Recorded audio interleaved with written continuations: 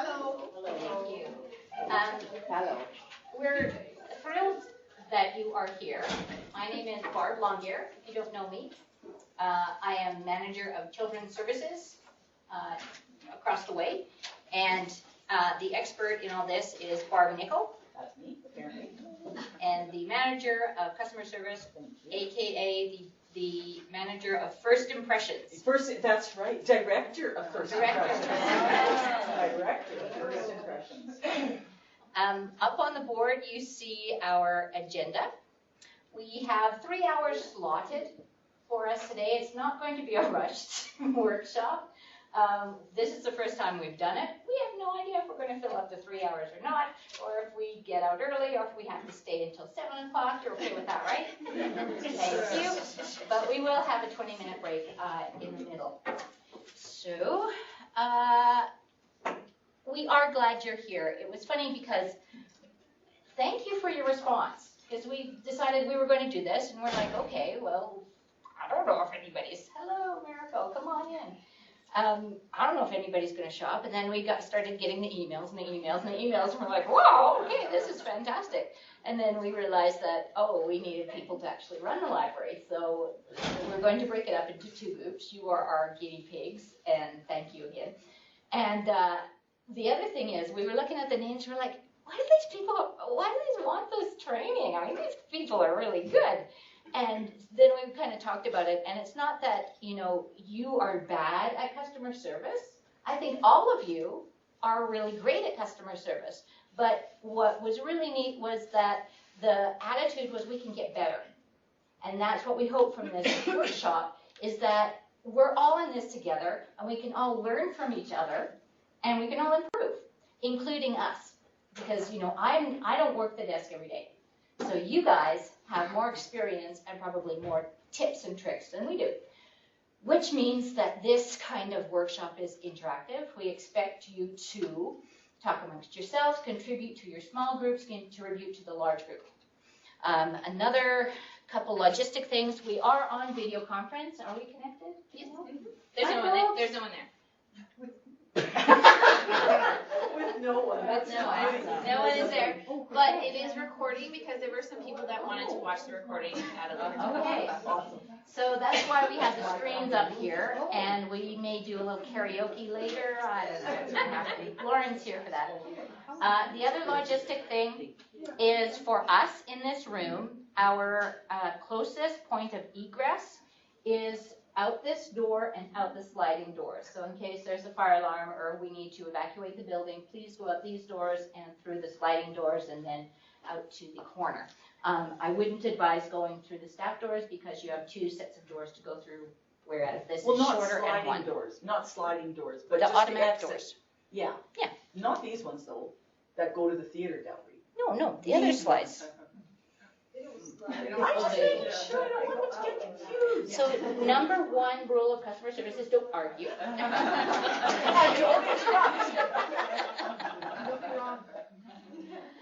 All right, so this is what we're talking about today. And the first topic goes over to Barb. Oh, really? That's it? That's all? That's all I'm going to say. Oh, cool. I'm going to record this. Did you make it so? Oh, can we? I wondered about that. I don't for this one, but can I? I printed off these. When did you print that? A while ago. I have some of them.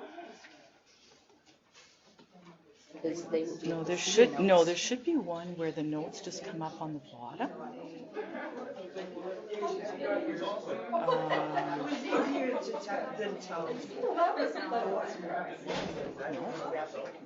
Okay. Well, that's Hi, fine. Chanel. Welcome. Slide. Now I screwed it up. No, slide. Slide nuts. I'm a bad girl. Slide. Oops, reading view.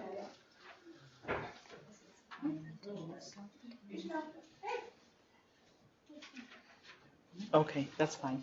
Let me see what you printed. Sure. So in your groups, there are really 4 positions, and I will draw for you. You each get a number, and if you don't have 4, don't worry about it. So your little table is like that. This is the front.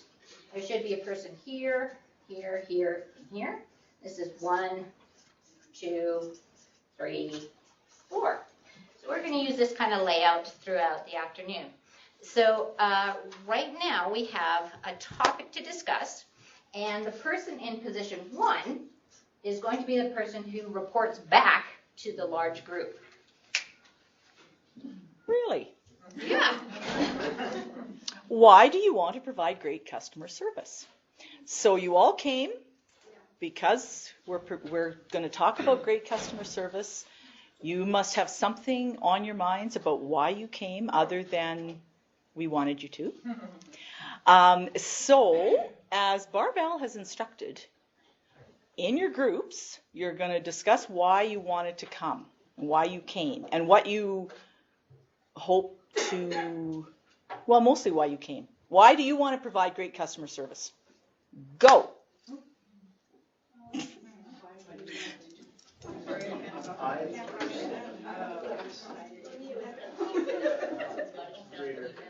No, that's okay. I know there's a way to have it so that this comes on the bottom. And I just cannot for the life of me. I think if you go into edit, like if I, let me see if I can, oops. Escape. We do normal. And there should be. Why isn't it showing? I know what you mean. Yeah, because when I did Because that's where you type in your stuff, right? I couldn't be asked if good to bite my head off.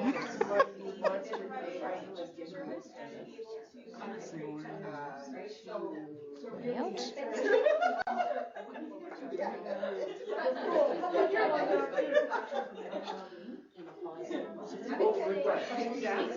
I think Lauren might know. I know what you're trying to do. Yeah. You're trying to see I the wanna notes see- on I here, made a but not few on notes, there. right. Yeah, I Reading- think, is it that one? Reading view. We tried this, and then that. Huh. No. Didn't work, hey? No. And it's unless it's no, it'd be under view. What does switch windows do? Switch to a different currently open. Oh, no, you don't want to do that. In the slideshow?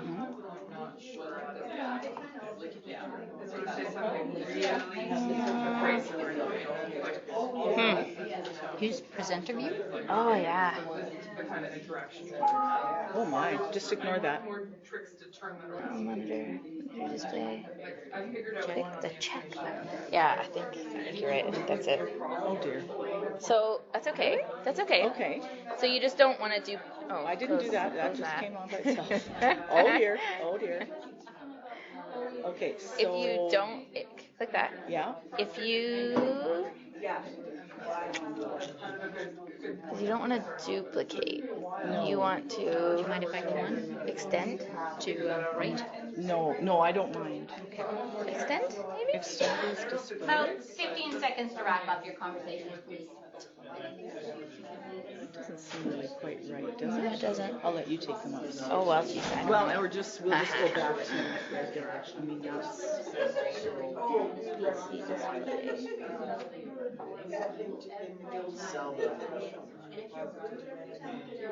Show desktop only on one.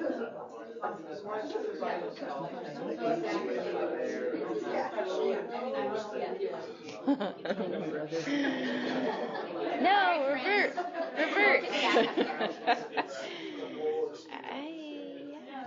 It's gonna do it. Yeah, I think. So now it's your chance to Yeah, talk, that's weird. and we'll It's start at the back. And Jody, you are in position 1, so I'm just wondering if you can either summarize or tell us why your group or individuals want to provide great customer service. Sure.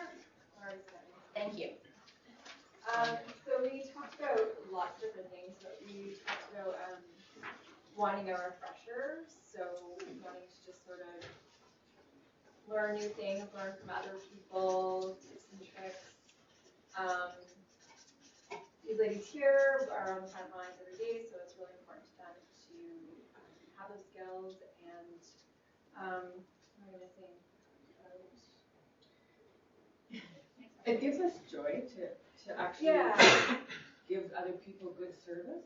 So We talked about it at the end of the day, feeling when we are able to give good customer service, we feel really good at the end of the day, and we go home and think, okay, this is great. You know, did our jobs to the best of our ability and help people. And that's good.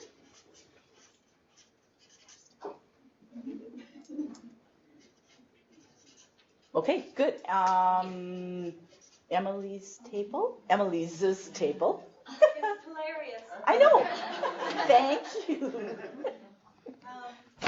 I thought it was a really straightforward question, but I was really surprised that we actually had quite diverse answers at this table. So Emily Kundrick is here because she's excited to see what kind of practical tips she'll take back from it, both for tense situations and just other everyday customer service situations. Andrea pointed out that being better at providing good customer service makes our jobs easier and more enjoyable overall. And she also talked about the importance of developing relationships with customers that are coming back again and again. It's not just a one-off encounter with the customer; they will be coming back, and so it's important to develop a relationship with them. And Jenny pointed out that you don't know what kind of difference your interaction with the customer is going to make to their day. So it's important to try to get a positive interaction and a positive difference. And I'm here because I want to be a good resource for staff in my department. I want to be able to demonstrate good customer service and help them with theirs. Nice. Did you get all that? No. Right, faster, faster. Jenny, what was yours? It was positive what? Well, it's kind of this quote here, like you just never know what kind of difference you'll make, right? I mean, Doing on there. Thank you.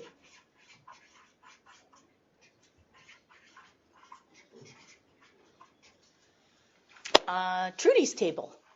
Okay, we've had some of the same things, like to enjoy work, to get satisfaction from what we do, positive view of the library, to have positive interactions with people. So customers want to come back. It's important. It's the right thing to do, provide great customer service. And I mean, this sounds really silly, but we don't want to get yelled at by anybody. I mean, you know, We when don't. customers yell at you, it doesn't feel good. No. You don't feel happy.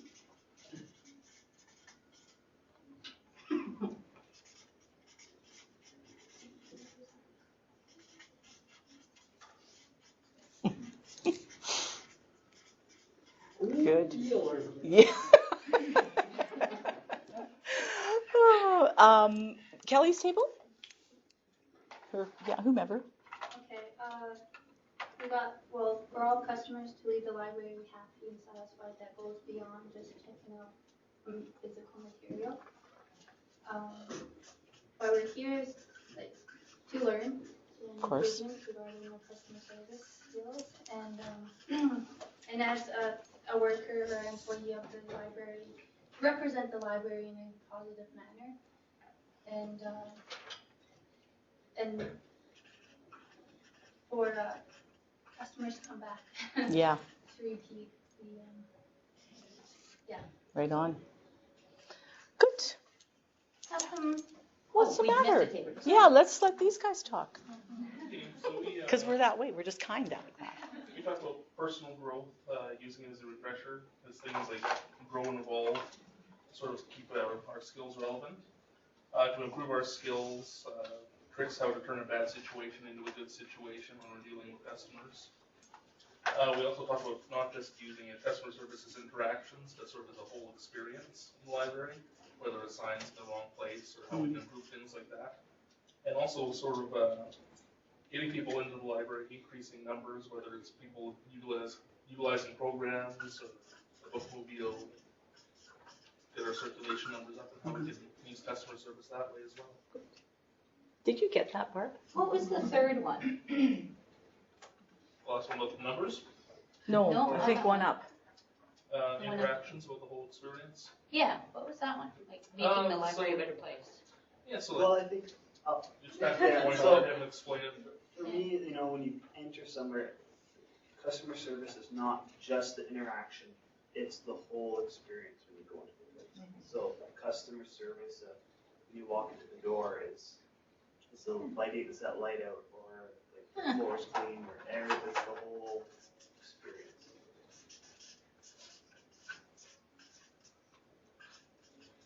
Cool. Good. We got it all?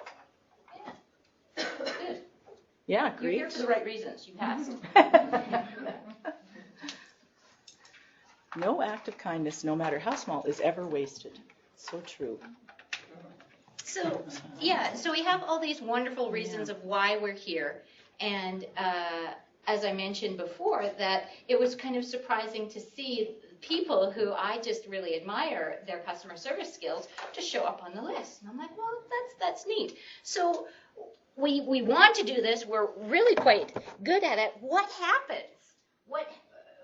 We have the best of intentions, so we want to do the right thing. What gets in the way? And so this time, 2 in your group is going to report back. So again, this is a small group discussion.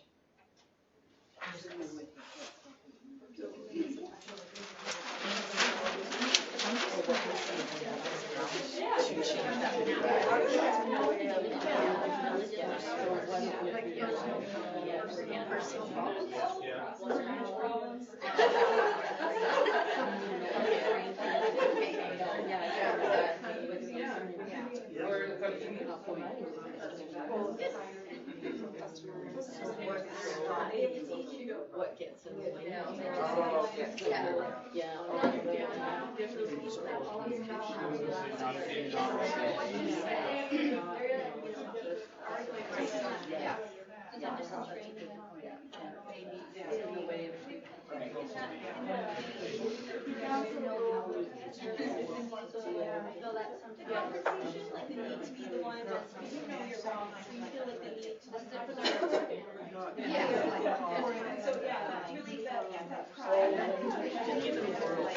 Not sure either, so.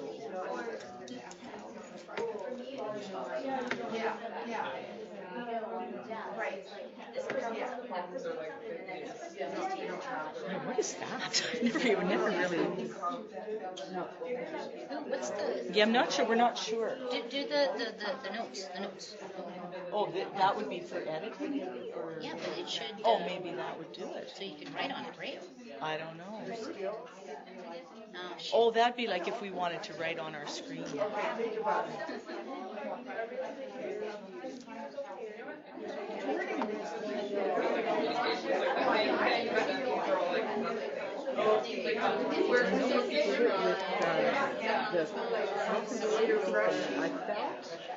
Well, it doesn't matter what I felt. I don't know. Maybe a custom slideshow. Yeah, but I think that would be for the whole thing. Okay. Yeah.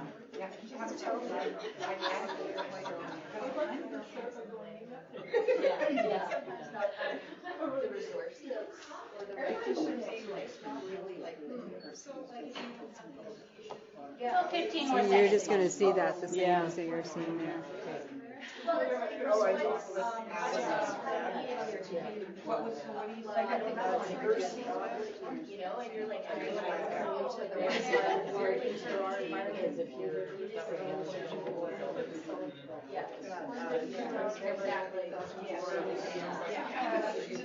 Now what happened to me? Yeah, I don't know. Is it down here? Oh, yes. Sorry. No, I don't want it. Thank you.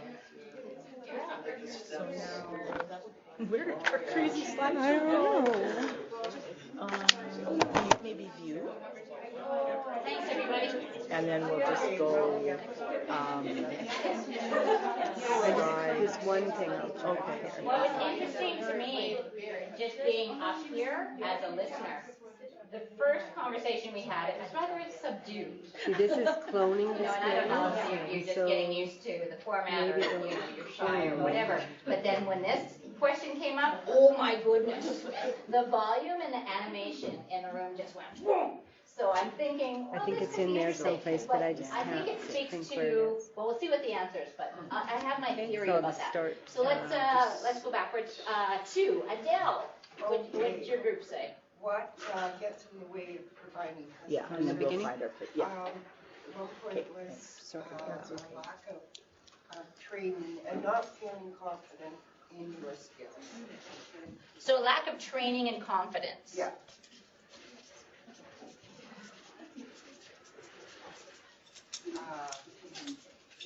Also being too rushed, and then the volume went up on this one.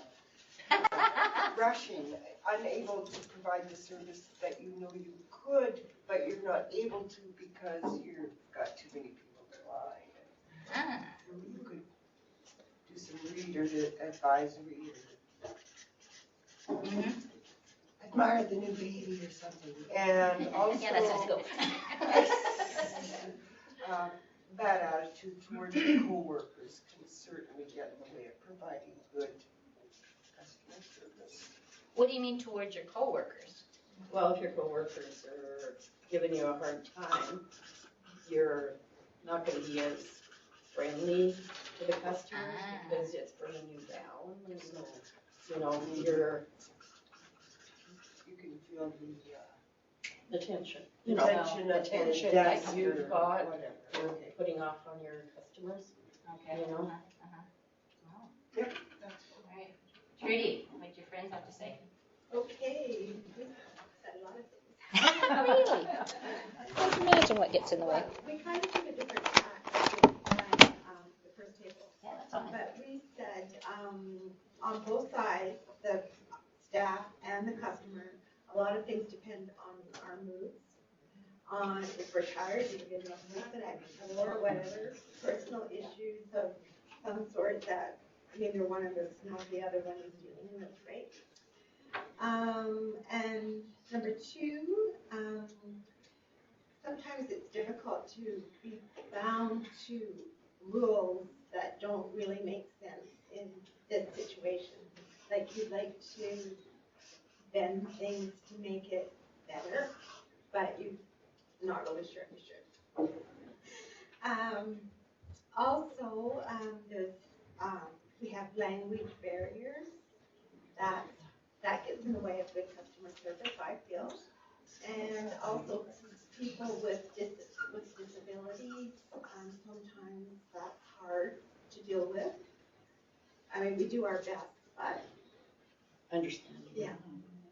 And number 4 is sometimes the customer just has expectations that we just can't meet. Or unclear expectations. We're not exactly sure what they want or how we can make it better. Wow. Some good ones. I hope you have an example of that for later. Like, just for as we move along, if you can think of something where there was a thing came Well, like up and that there's kind of disability no. thing, that was one where I had a gentleman that was in a wheelchair trying to talk to me, and he had things in his hand, and I kept talking, thinking I was helping him by talking, because he couldn't explain to me what he wanted. But really, he just wanted to return these 3 items. And once I stopped talking and listened and waited patiently for him to tell me, then I oh yeah, I can take your returns. And then he went and brought his new ones, and he brought them back up, and that's happened again. So I know I just have to kind of wait sometimes, because sometimes they can't get that out. And I know the same fellow Yeah, we're talking yeah. about. That's kind of like those two. We all know. That guy.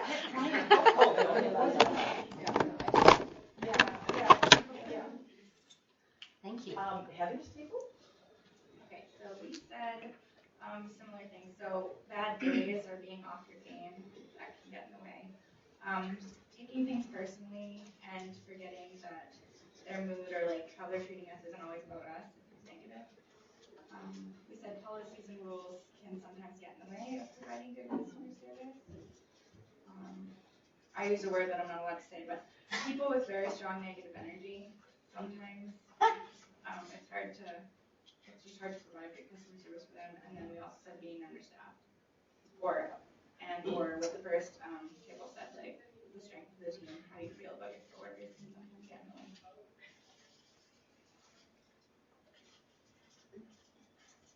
Do you need 4 more flip charts? That's so much to write. There's one, the word you weren't allowed to say. I'll put existing personality. Yeah.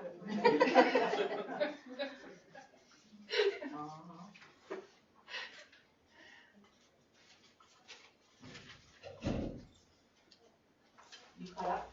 I'm caught up, thank you. Andrew's table. Okay, so I'm saying that in difficult situations, you need how to put good customer service skills into practice. Sometimes you feel a need to win or to be competitive. Time is often an issue when there are some very needy customers. Not having the resources or not knowing the answer to their question, and also communication, so language issues or even how they're interpreting what you're saying. That was really fast. What was the first one? It's hard to put good customer service skills into practice in difficult situations. Why? Well, just because you get emotional and they might be talking to them. So it's actually the situation that is affecting you. Yeah. You get stressed. Yeah. Stress. Well, stressful situation. There you go. Like right now when I can't spell stress. And then I had the need to win, and then not enough time. What were the other ones? And then not having the resources and not knowing the answers to the questions. Like a training. Resources. Fantastic. Then communication issues. Language, communication. Like with the customer. Yeah. And sometimes it's not even like the language itself, but I've been in situations where I'm trying to explain something very plainly and they're just not getting it. But as soon as like Ruth comes in, she can say the exact same thing, but then they get it. You know, because you laid the groundwork. Yeah, You did the hard work. I guess so, but it's just sometimes, yeah. Like opening a jar. Yeah. You did the really hard work and then tell yourself. Yeah, just sometimes they don't. Yeah. Just you can't communicate in the right way for them. Yeah. So true. Okay. And ours are personal problems on both the customer and the employees. Stress comes to mind. The communication, lack of, and language barriers, and not always having the right information. And there is a lot of information. Good. Thank you for that. Yeah, for sure. Did you want to speak to this? Well, what I was going to say is why we took the time to actually write down what you were saying is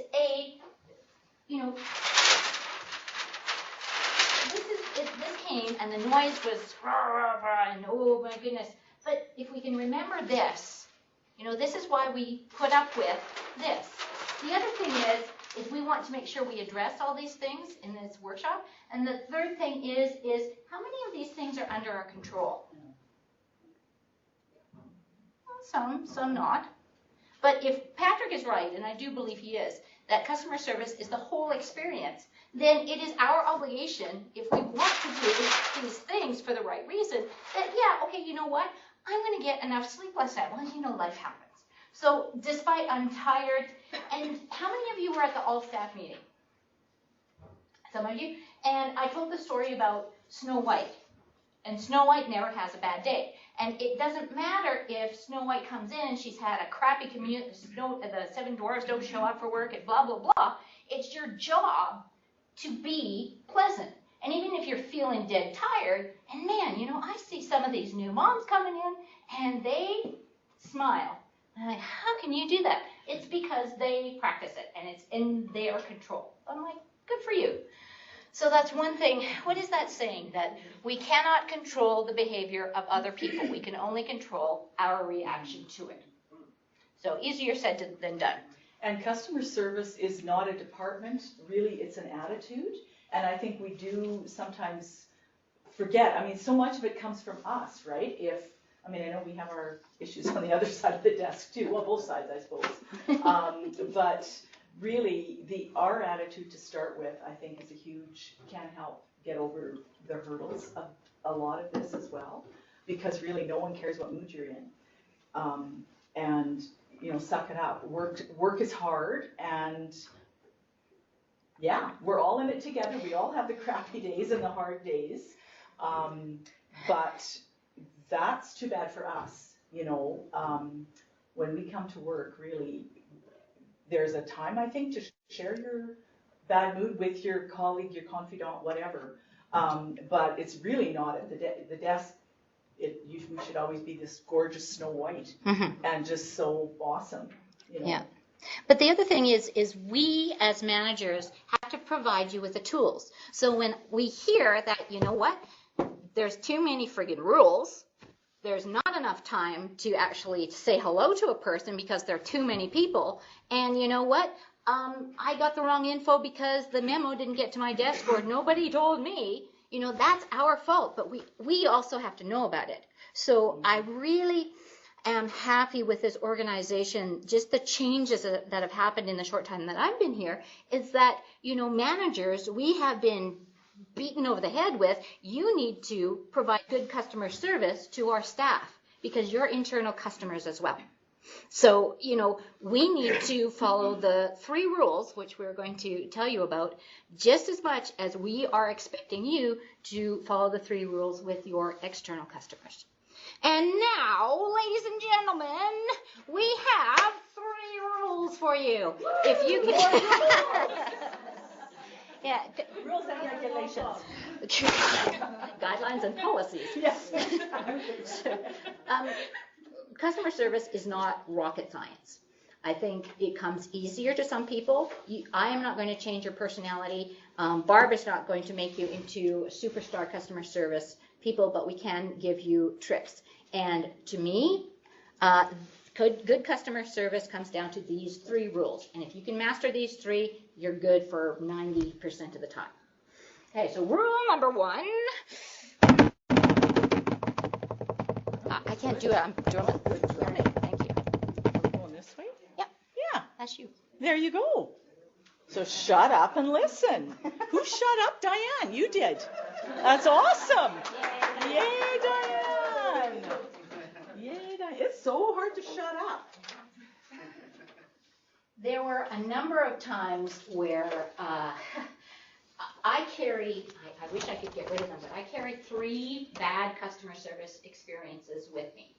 And the one let's see, the middle one, oh man, I had to step in, but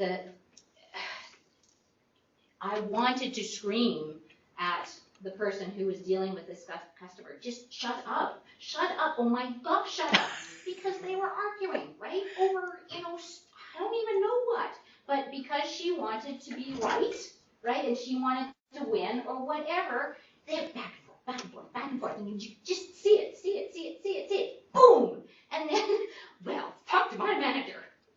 Awesome. But, so I just, yeah. Yeah, that's Why it. can't we be quiet? Why can't we be quiet? Well, I was thinking about that, and then I was just thinking, when we have our little kids like that, we're just encouraging them to talk. We want them to talk. We want to hear them talk. We want them to say words. We want to hear everything they have to say. But then when you're on another side of a desk, shut up. And that's hard. That's one reason why it's hard. We've been learning and trying to talk all this time. So there's a couple of points maybe to help you learn better listening skills. Somewhere in the handout, there's, in no particular order, something called 9 Steps to Better Listening. And I did not invent these, but found them on the internet and thought, well, learning to shut up and listen is challenging, as we all know, because we get impatient, we're rushed, right? As we noted, like we want to get on with it and figure out what the problem is to begin with.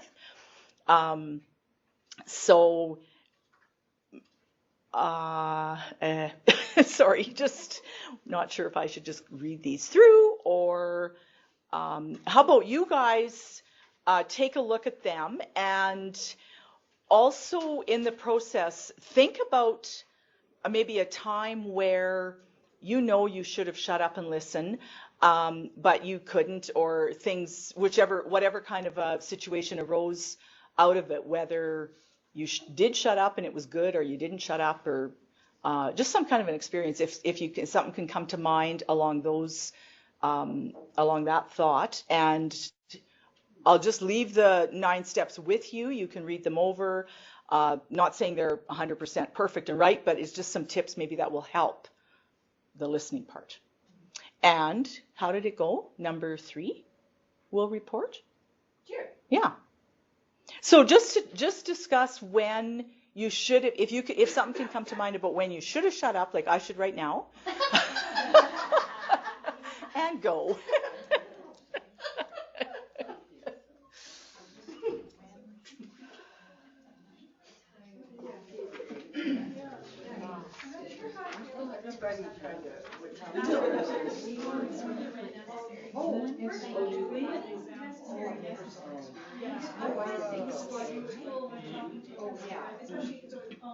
This is the, yeah.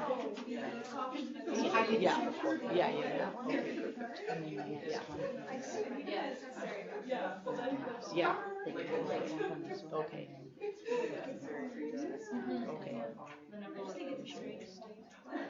Yeah, when in doubt. You chose this out then. You chose this one. Yeah. Oh, okay. It's yours. Yeah. That was so crazy.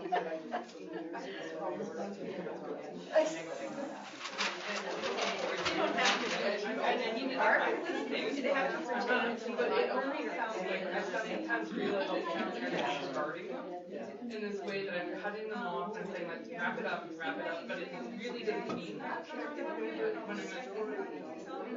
And then you see it in people's eyes, they're like thinking she wants me to wrap it up really quickly, whereas really I'm just like, oh, I'm listening. Okay, yeah, I got that point. I don't know. It sometimes comes off bad. Yeah, that's my bad one.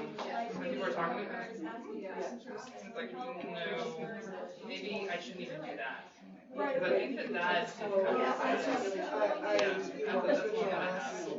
I do it all the time.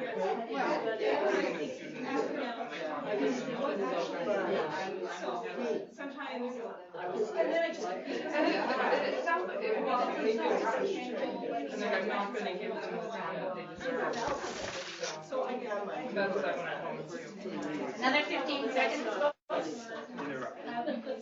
Well, and But I maybe still like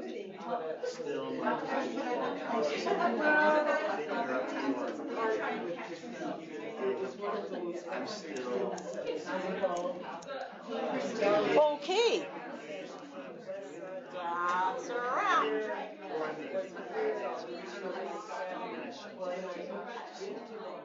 Oh, they don't listen. They don't shut up. Gee, you know. Okay, maybe we'll just go through quick sort of an example or two. Patrick, are you on? You were talking quite a bit.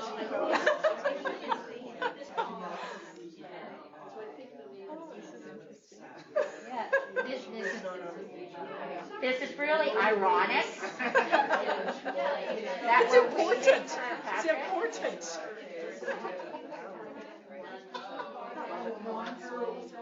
In a moment.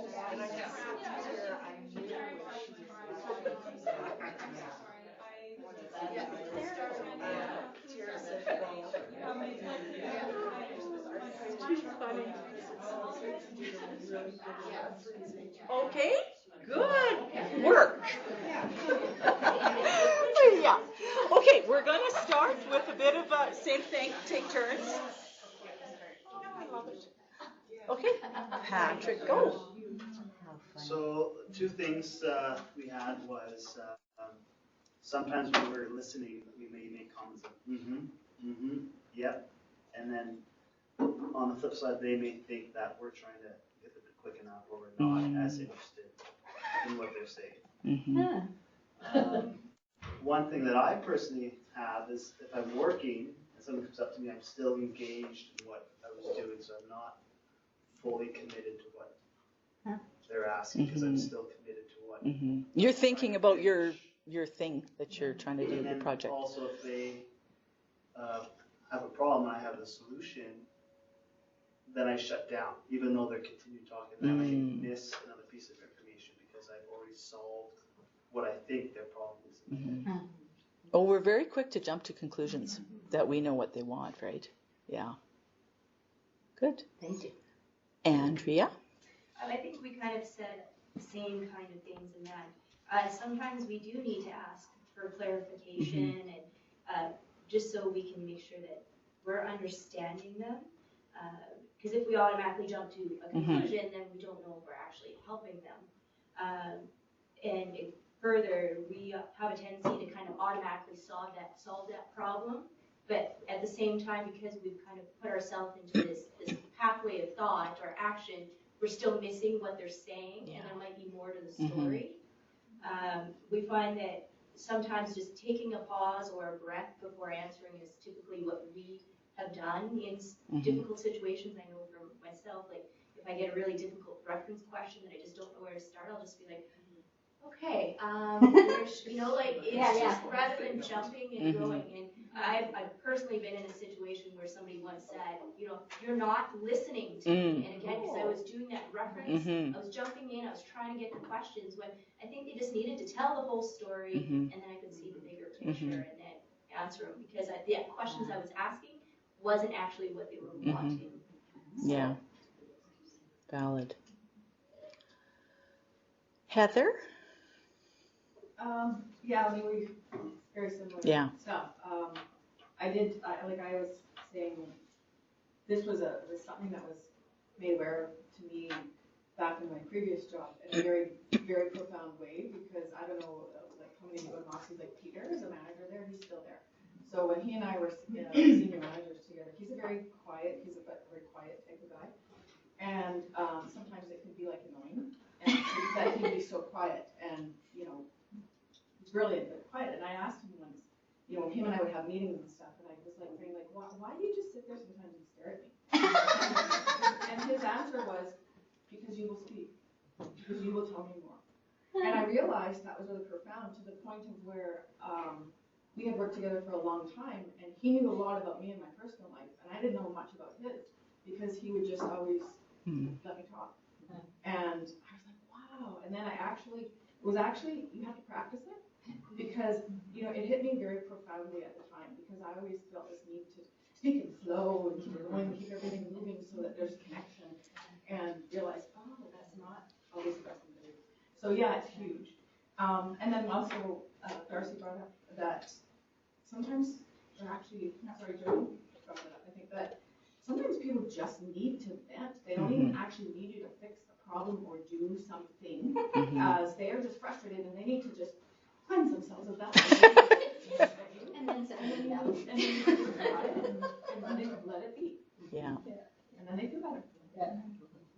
And that's the free counseling service that we supply at LPL.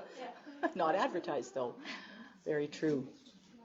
Diane? Well, one of us here at the table had a customer service situation a couple days ago where a lady came up with an interlibrary loan to the customer service desk, handed it in, and it was a couple days late, and didn't really speak very clearly, kind of just dropped her head, and so was told, you know, there'd be a little bit of a fine on it, and she started crying.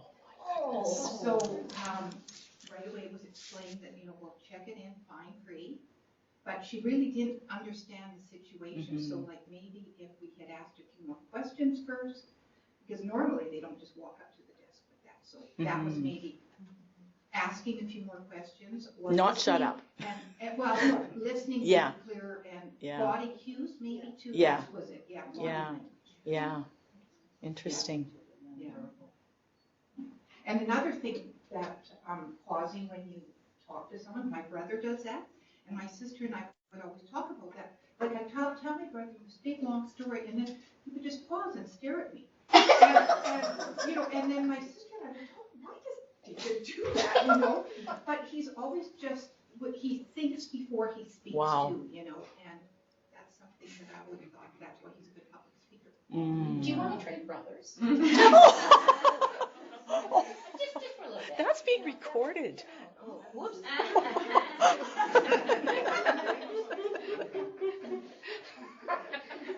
And customer service principle, use humor to lighten the mood.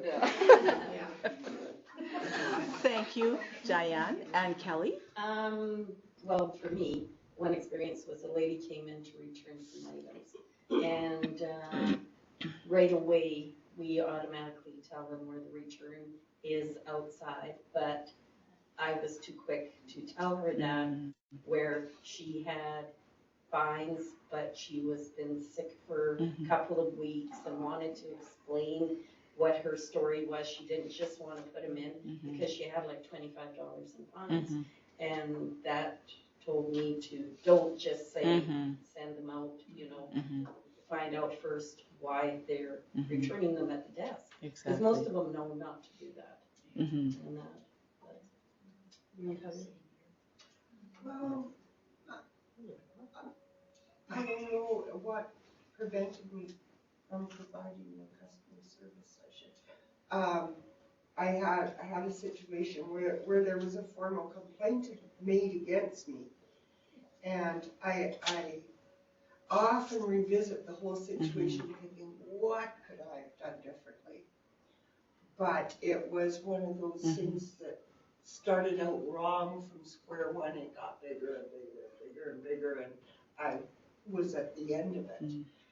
I'm not saying it was my fault, but what could I have done to provide better customer service or approached the customer? Because I knew, in speaking to Tara, that this customer was not happy when she left the library, and I didn't know how to make it better. I mean, hindsight, a terrible experience for you. And I mean, all of us, I think, it could happen in a heartbeat. It probably has happened. But always like, okay, how can we turn that, right? Like how next time? Yeah. Always like the next time, because the past is the past and you can't change that. But how next time can you answer better, leave your rotten mood at home? Not saying you were in a rotten mood, but I mean, we just have these attitudes. We have also preconceived, like we've seen that person before. Something bugs us about that person. You can't even really pinpoint what it is. Yeah. But I mean, it immediately sets you in a place that you shouldn't be, right? But because you've got this bit of history with the person, they might not know anything about it, but something bugs us about the person, and it's something to practice, and it certainly doesn't come just naturally, just because we're humans, right? And people bug us. Well, yeah, but I think it's something you really have to practice at, to kind of leave the sort of the judgments and the preconceived whatever history you might have with that person, and sort of try to make each day a new start. But never will it happen just on its own. It's got to be something practiced always room for improvement. Yeah. Teresa? But Barb, isn't that like situations like that where you realize you're either not doing or saying the right thing, or the customer, you've decided you don't like the customer. Yeah. I mean, I don't mean that. I know. Or they don't like you. They just decided this wall has got up. Is that a good time to say, you know what? I'm going to let you talk to my coworker. Absolutely. Or you just don't see. Right. Myself, right. Like you don't blame them. Yeah. I'm not explaining myself very well. Well, it's like Andrea's story. Like she does great something, and the person just looks at her like she's got three heads, and then in walks someone else. Okay, someone with reason. you know. So, I mean, I think, and that's it too, like all of this, we're not alone in it, right? Because every one of us, all the stories and everything, it's the same. It's hard and people are rude. And just this whole thing about the attitude, something doesn't click with you. Whatever it is, don't know. But usually there's some other people around. And if you can pass them off in a very, what's the word, like, graceful, yeah, like not like, you know, yeah, very tactfully and gracefully to another person, and then later you buy that other person coffee or something, you know, your staff, your coworker, so they still like you. But no, that's very true, and a valid point, Teresa, that we can't always be everything to everybody, even though that's the goal for that interaction with the customer. Good points. And it's funny because why can't we just be quiet and listen? And I think in my theory is that it's all ego. And, you know, right now, I didn't let Diane finish because I wanted to tell my story. I wanted to make it funny, right? So stroke my ego. Okay, and I think for us, you know, we blurt in because we know the solution. Or we think we know, and we're the knowledge experts or the problem solvers. Best of intentions, but we know what you need. Okay, and I think the whole concept of customer service and that serving others, that you are out of the equation.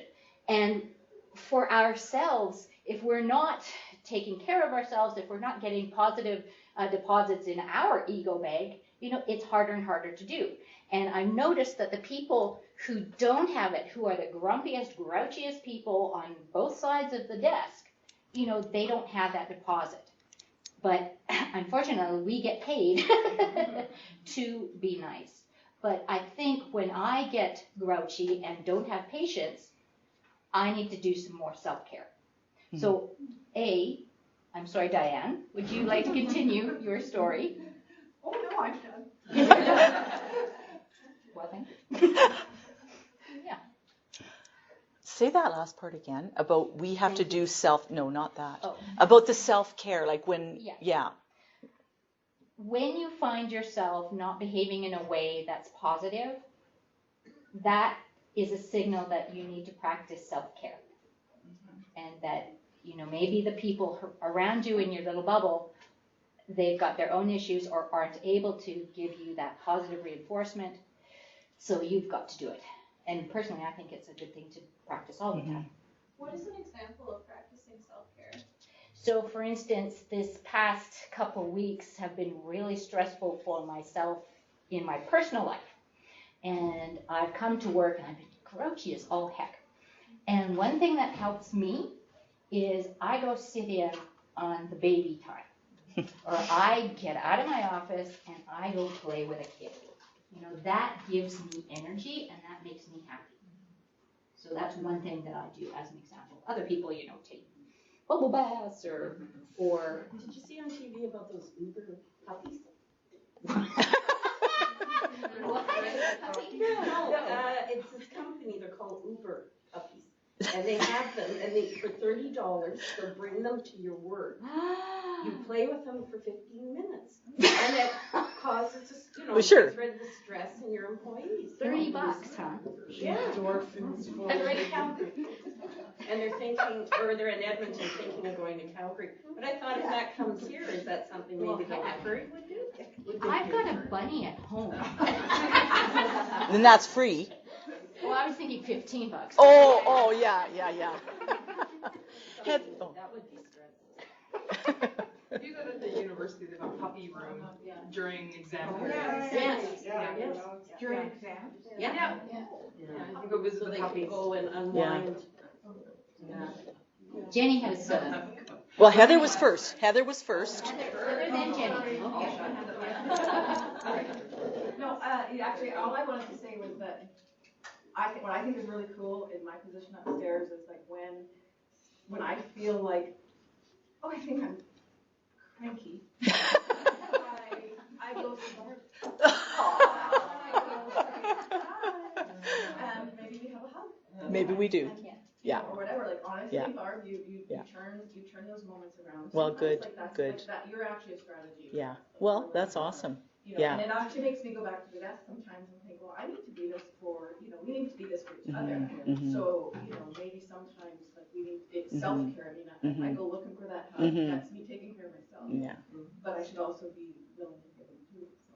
Yeah. But I needed to say that because you're very, very, very good at that. You're like a broom of puppies. Thank you. Uber, what was that? Uber puppies? Uber Barb. See, we need a Barb over in Crossing. Yeah, she's a One Barb. of you Barbs. Barbs. Well, you get a Barb. I mean, it might not, the person might not have the name Barb, but you're going to get a Barb. Yeah, that's right. Oh, well, thank you, Heather. Jenny, you're next. Well, I was just wondering for these 9 steps better listening. Like, Yeah. Does anybody have? I'm just curious if others have tricks or like do pause or count or I don't know if you or anybody. I'm curious what, like a practical something that somebody like For listening. With active listening, and Patrick has probably better ideas than me, but the first thing is to shut up. That you listen with your ears, not your mouth. And then, of course, the tricks of what Patrick was saying, the or just the engagement. The third rule we're going to talk about is more of how you make sure you've heard better. There was a session that I was in when I was a teacher, and he said, when you ask a question, you have to count to 5. And it seems interminably long, but that space is where you're thinking, right? So they're thinking, okay, you've just asked a question, and now I got to think about what I'm going to answer, and all the brain processes that takes time. So, what do you think, Patrick? Okay, it's not that long, really, and then it gives them a chance to form something. What were you going to say? Seriously. I was going to add on to point 7 is to ask open-ended questions. So you get to talk a little bit more. Ask for clarification. Where's he? Yeah. Oh, yeah, ask for clarification. I couldn't read.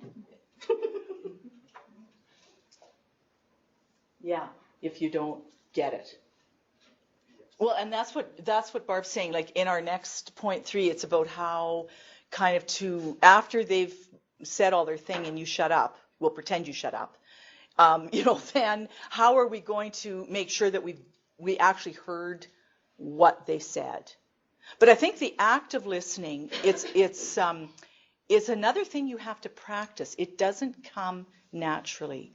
So you have to, when your person is talking to you, I know, like you're looking at their hair and she's got a lanyard on, and their mind goes a million different directions, and you're the only one who can keep this listening.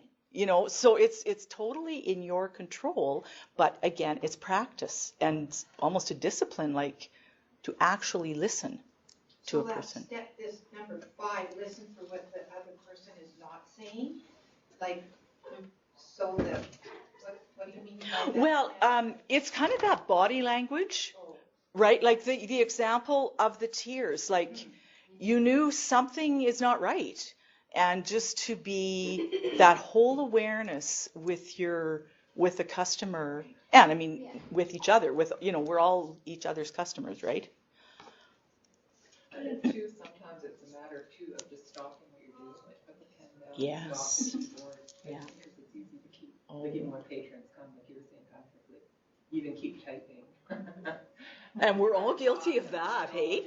Like, Yeah. It's just to stop. Yeah. It's hard to do.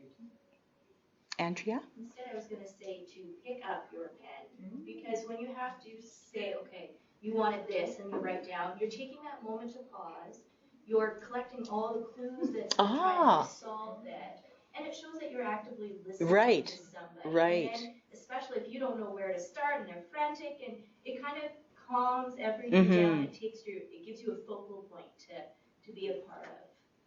And while you're writing, you can be thinking about how you're going to get to a solution, right? Or like what's kind of the next action in the situation.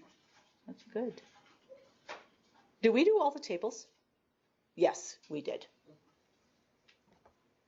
Did everyone see this awesome one? I want to make sure they saw this. So that's why we have the scissors. This is it. Scissors chained to the desk. Yes, that's right. That's right. And she never even knew. So it was an awesome time. Yeah. Am I talking about this? It's just more the same. Yeah. Yeah, that's right. It's not about you. But I'm thinking about myself. Did you have the body language tips? Do you want to talk No, about I didn't have that. Yeah, so, do you guys know about this meme? So Ryan Gosling, he's all about this hey girl, and I had the best time finding pictures for this presentation because he has all these things like, what is it, hey girl, it's Friday night, do you want to stay home and eat candy in bed and watch a movie? All these just things that only, because he's like, gorgeous and everything. So so Jenny, to answer your question, this is how you do it. And then you figure it out. So the third rule, first rule is shut up and listen. Rule 2 is paraphrase what they want. And, it's all about active listening, and this isn't rocket sciences again, and you've all probably heard enough about active listening to fill 2 books, but it's the why we do it that's so important. And to stroke my ego again, I have another self-serving story, but my dad it's men in my family, I'll tell you, but my dad likes to talk. And he was a high school teacher at LCI for many, many, many years. So I always thought, well, because he's a teacher, he has to talk, and there's this need there. But he will not listen until everything's out, until he finishes his 5-set rota of stories. So he starts with, story from school, the trouble with administration, Mulrooney, the French, and then the trouble with kids today. And then once he gets to this one, I know that I can start talking. And people will not listen to you, no matter how much knowledge or helpfulness that you want to impart, until they feel as if they've been heard. And that's why you paraphrase. Because if I say, oh, you want to return your books, thank you so much, you get a big fine, have a nice day. Whoa, what happened there? Okay, so, or the person comes in and says, oh, I really need to it's all about the reference interview. I really need to find this book on dinosaurs. Oh, you need a book on dinosaurs? No, of course I don't need a book on dinosaurs. I need several books on dinosaurs. Oh, so you need a lot of books on dinosaurs. Yes! Oh, and my goodness, and I need DVDs and everything else and pictures, blah, blah, blah. So when you paraphrase, not only do they feel they're being heard, but they themselves clarify what they want. And we're all about wanting to help and get them what they want. So paraphrase is basically saying what you think they want. And now, Barb had a good example that sometimes when you do that, it's really offensive. Like, I want a book on dinosaurs. Oh, so you want a book on dinosaurs. Not going to go well. So up here, these are some pat phrases that come in handy. So, oh, okay, wow, it looks like, or I'm sensing that you're really angry. Yes, I cannot believe that this person did this, that, and the other thing. Oh, so when you returned your books, they automatically applied the fines even though you were crying. Yeah, I cannot. So, address their feelings first. So if they're angry, if they're upset, whatever, you acknowledge their feelings first. Then when they start talking, then you find out what the heck they want. Once they say yes, that's when you start helping. That's all I got on that one. That's nice.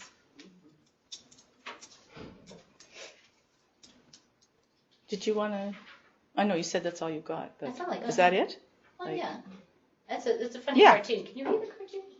It's funny. Okay. Probably. So Calvin and Hobbes. Calvin says, when a person pauses in mid-sentence to choose a word, that's the best time to jump in and change the subject. So it's like an interception in football. You grab the other guy's idea and run the opposite way with it. And the more sentences you complete, then the higher your score. And the idea is to block the other guy's thoughts and express your own, and that's how you win. And Hobbes says, conversations aren't contests. And Calvin says, okay, point for you, but I'm still ahead. Cute. And your last rule, rule 3 is, now that you've listened your heart out, you've verified that you're actually, hello, welcome. Hello. Who are you? Simon? Simon! Yeah. Welcome here, Simon. I was on the schedule starting at 2:50. Yeah. We're with you. We're with you. Thank Well, you. you're late, but you're not late. We know you're full. Yeah, that's right. So you've shut up, you've listened your heart out, you've verified that, yes, you understand what they want. Now you get it. Yeah, give them what they want. It's that simple. Or is it? Yeah, you try to give them what they want. So, what gets in the way? No, we're But not now, quite there okay, yet. Are we so- there? No. Yeah, go ahead. So,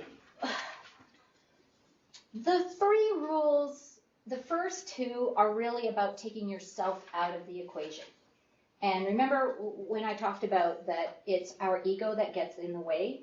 Well, now is where you get to shine and show them how wonderful you really are and what you can give them. And so this story, another Doug Lip story from Disneyland, and it also happens to be about Snow White. So this guy he knew from Toronto went to Disney World, and he has a little autistic daughter. And they did the Disneyland breakfast thing, where you meet the characters. And so she was going to meet Snow White at this breakfast. And her autism, she really loud noises and lots of sensory input really just freaks her out. So they bought the breakfast, they put down the money, and they went in, and of course the little girl, had the dress, so she got all dressed up in her princess costume and the tiara and everything. And what happens is they have the breakfast, and then because it's Disneyland and huge show, and now, ladies and gentlemen, it's time to meet your princesses. And so, confetti cannons go off, and the lights are going like this, and the stage lights up, and then all the 4 or 5 princesses appear on stage, and the little girl had a meltdown. Like, she's like, wow! And she zooms out the door. And the parents are like, where's my kid? And Snow White, coincidence, karma, sees that the little girl beetle out the fire exit door, right? Not a regular door. And she's like, waving to everybody, and she follows her. And part of this is, we'll talk about this, decisions, but number 1 priority is safety. So she sees a little girl that's going out a non-customer door. She wants that kid to be safe. So she follows, even though her obligation is to the rest of the people in the world. She's following this girl out into the thing, and it's kind of like a cement patio with a steel railing.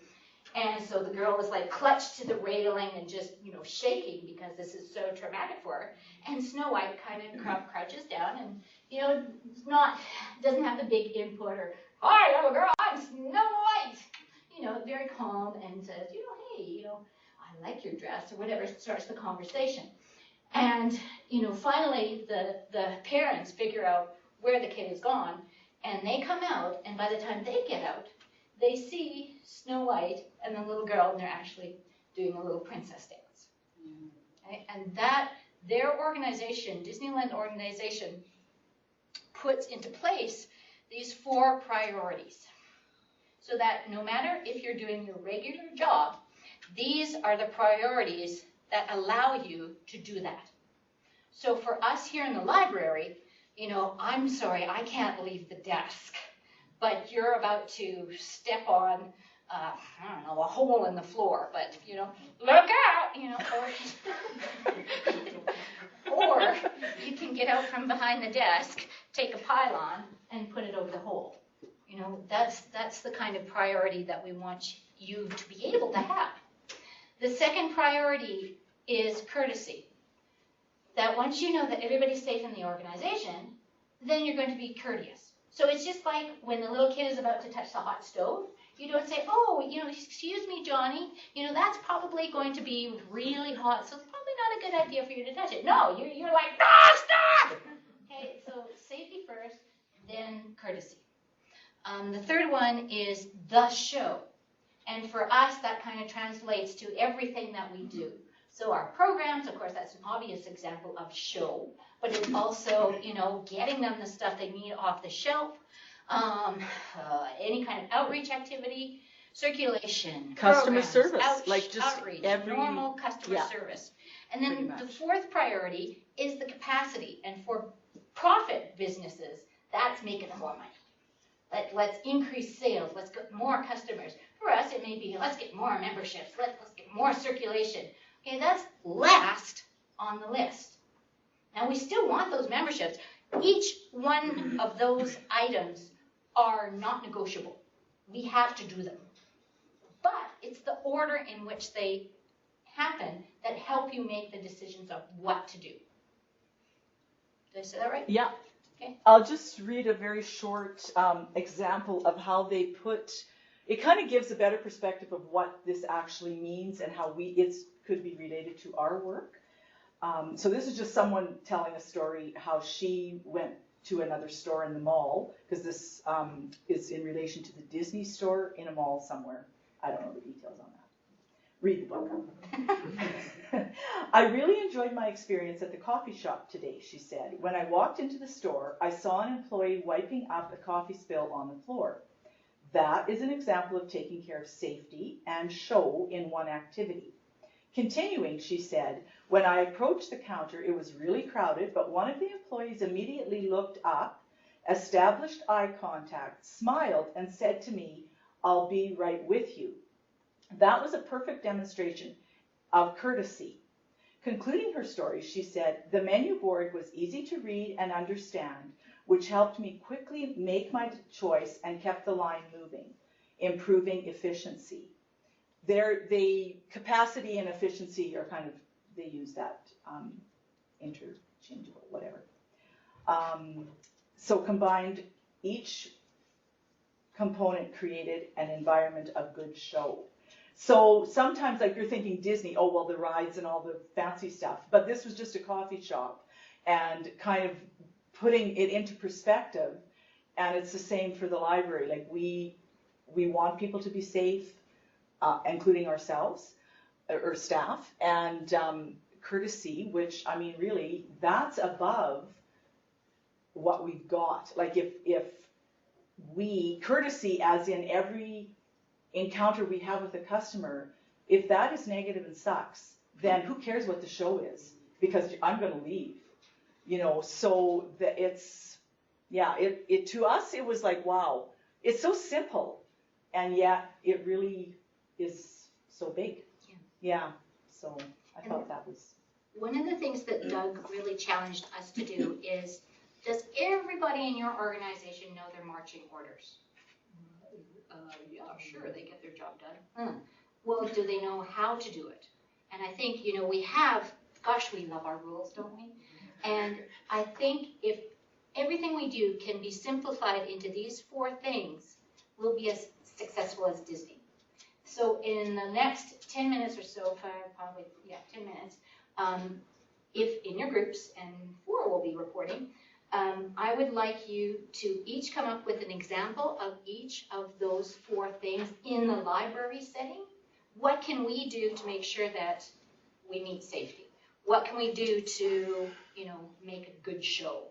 Because, you know, this is Disney, right? So how do we connect it to our lives? So, yeah, if you wouldn't mind discussing examples of each of those 4 things, we'll hear from you shortly. Then we'll have a break. You probably do. Or like social media. Yeah, this is ice morning. Yeah. This is you. Hold on to the railing. I think this is you. I think it was a bit of a combo. It was the rules. I thought both of them, we didn't really have. So there's like curfews. Oh, okay, right. And then the kids go walk that first one's free shipping. Wheels. Instant. And the doors are open and closing, so it's crazy now. And then so the gripping tape is black. Yes, flat. I'm going to half ice, half the surface because I got mine.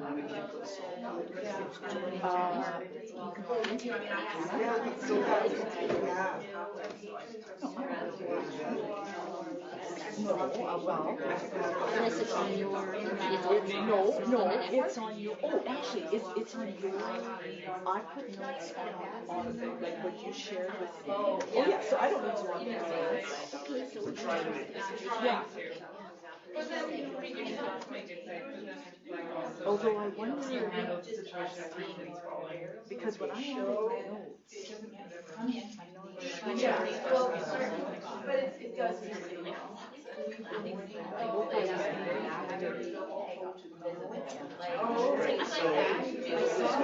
So the show, the kids will show, the less kids in the video, the better. Adele's I don't like it.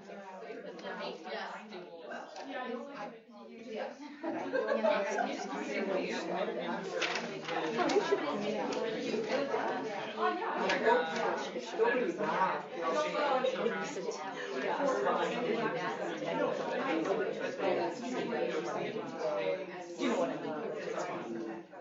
Yeah, you know, so I get back to our cover sprays, we knew it was going to happen. The next time you came in, yes, we have a lot of ideas.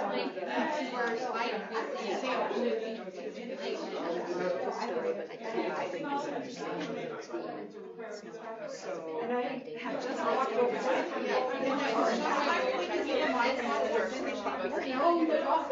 Well,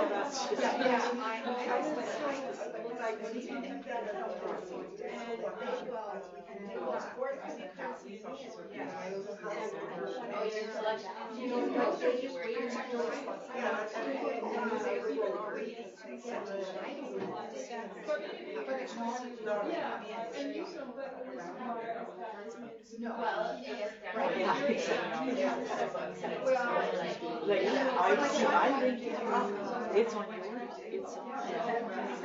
Well, I don't know. I just thought it. I was from the email. Yeah. So that means actually Like selling. Yeah, you're in the.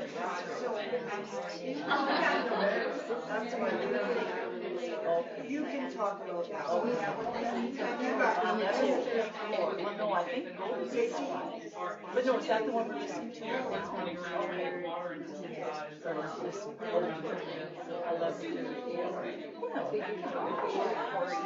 Because if you, the one that you found last month, that would be. unless you modified it. I think if we had a board with. Yeah, see, I added this stuff, but it didn't get on there. Okay. Oh, okay, all right. Yeah.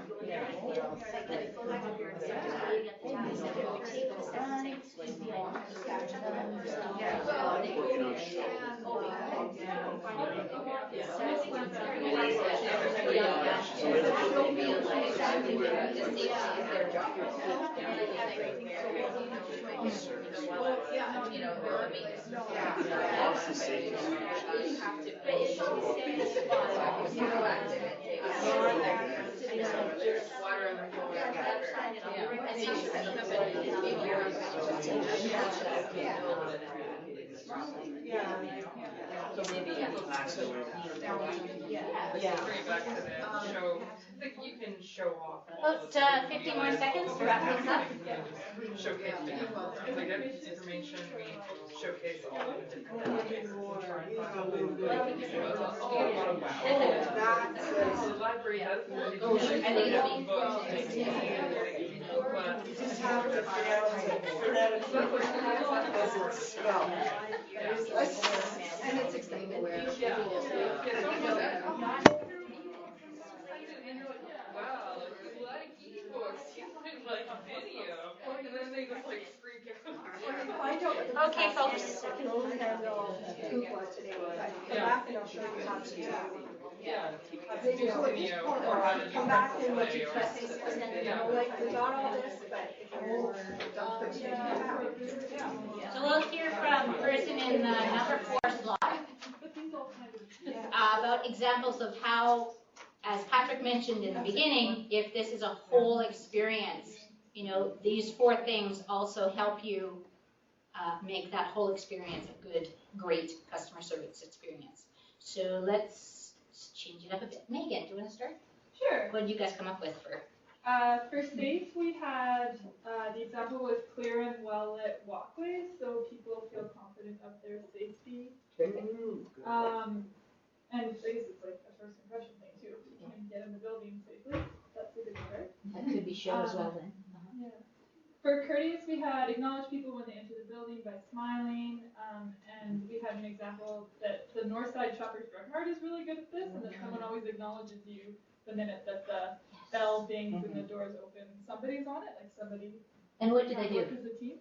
They give a little hello or a little Yeah, how are they just you? wave and they always say good Yeah. morning or hello every time. Always. Yes. And they act like they know you. Yeah. Like, it's like you're their old pal or you're Yes. back finally. Right. Amazing. For show, we had nice, neat displays. And then we had a specific example of something like a hello board in different languages that's inclusive and engaging for everybody. And then capacity, we talked about it a bit and figured that really the first 3, like it's like an equation and the first 3 equal the capacity. So Yeah. That's exactly right. Yeah. And that's why it's last. Because if you have the first 3, then that kind of automatically generates your efficiencies and your capacities. Yeah, you're exactly right. Hey, Simon, you want to talk for your group? Sure. For safety, we had staying observant while on the desk and being aware so that if something comes up, you can prioritize properly. So like what things would come up? Like if someone starts having Like that lady that had the asthma. Ah, yes. Do you want to tell that story?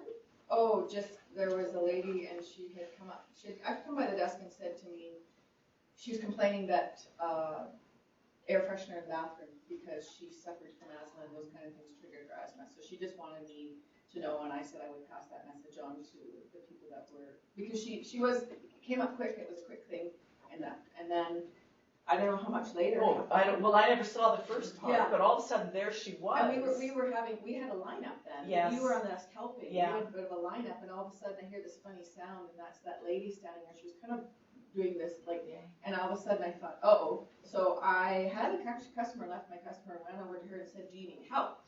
And then she said, I couldn't tell if she was saying doctor. And I kept saying, she was trying to tell me something, and it was daughter. So then I ran to find her daughter. And all was well. The daughter came and helped her, but that was just awareness thing. And I mean, I do believe that I apologize when I came back to the people at the desk, but I didn't seem to be a problem for anybody. Well, no, everyone was very concerned. No, everyone was really concerned. And, you know, Heather, when that lady came, because she sort of came on my side, you know, I didn't really know, like you had the first chat with her, and then I wasn't sure, like, if she, you know, some people just don't speak, they have a problem with their throat, they cannot say the words, and I am not familiar with asthma at all, and I didn't know, of course, that she was having an asthma attack. But because Heather had just a little conversation before, then, like, But thankfully you jumped in, and then that kind of did trigger me like, oh, come on.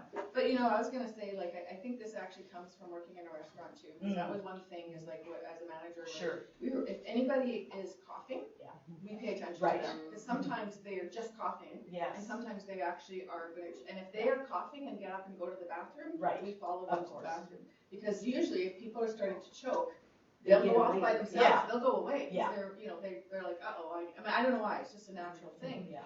So, and actually one thing I also learned from working in that capacity is like, if you ever think somebody needs help, just ask. And so it's like, and even if there's like an old person and they look kind of wobbly, and sometimes, they don't want your help. And if you go up and try and help them, they don't actually want your help. But what I've learned is approach and say, you need help. So I don't know, it's just it's a thing. Yeah, it's all about safety. Bravo. Go ahead, Simon. Okay, for courtesy, we kind of like smiling and being open, kind of engaging them so that they don't have to, because not everyone likes to talk to others or engage others, that we take it on ourselves to make the first move so that they don't have to. Nice.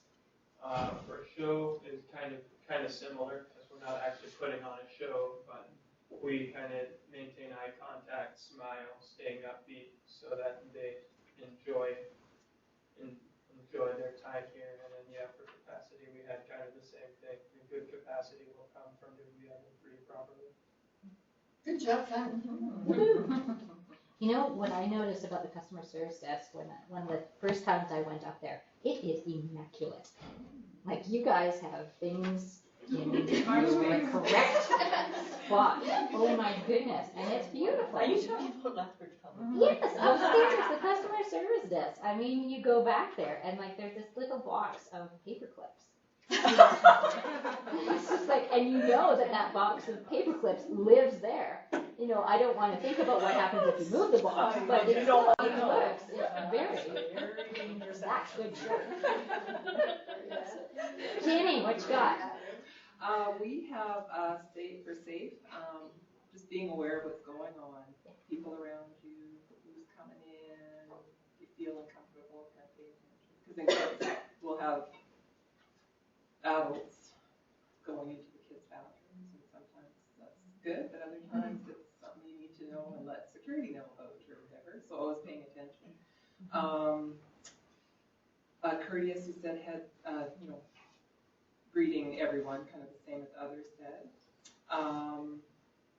We also sort of acknowledge like when it's busy and there are lots of people coming to the desk to kind of triage, to acknowledge those that come that are in the lineup, and then manage as best you can to let them know that this is what's going on, and I'll just help this person, I'll be back with you, or get somebody going and then come back.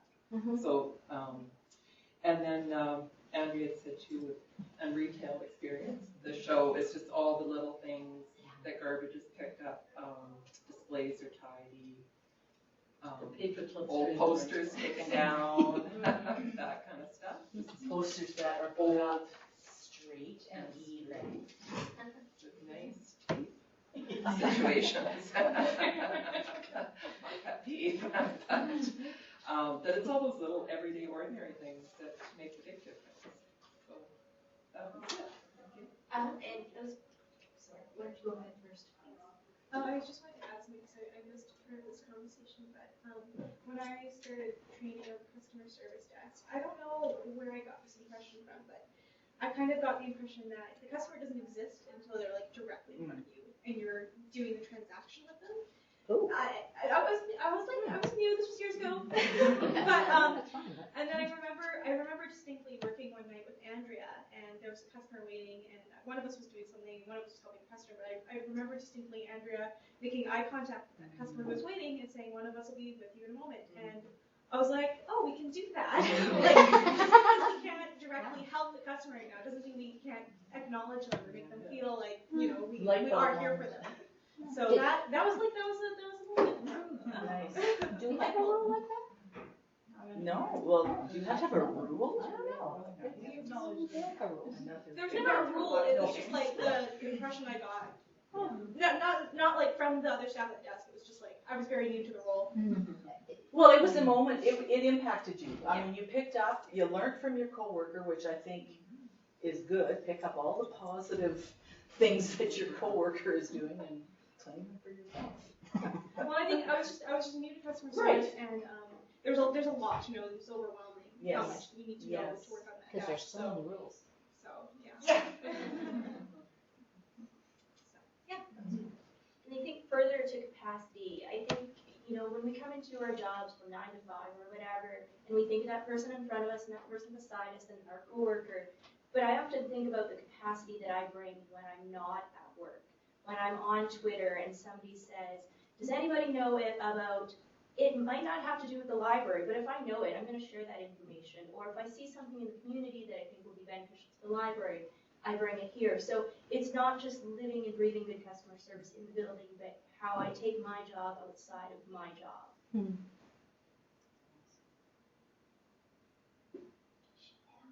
Oh, hi. Hi. Hi. Safe and courteous, we really just focused on like a couple of little problems that we've encountered in the past. So we were talking about the bookmobile icy steps, which has been a problem and kids have fallen, and how that was sort of handled. And of course they care and express concern, and then also remind people to use the handrails. And we talked a bit about the pepper spray incident at crossings, and how that there's only so much you can do when something's There was some awareness. you try. We knew what was going to happen, or something was going to happen. And trying to make it as safe as possible in these situations which are sort of larger. And then courteous, as far as we didn't talk so much about courteous. I don't know why, but we ended up skipping over to show because we really wanted to talk about show.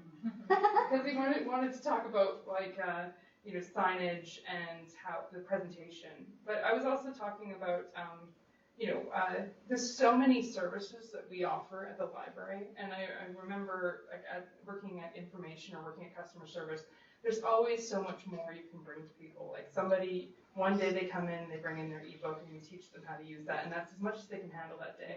But then they come in, and they're like grateful that you taught them about the ebook, and then you're like, okay, well maybe you'll like Zinnia.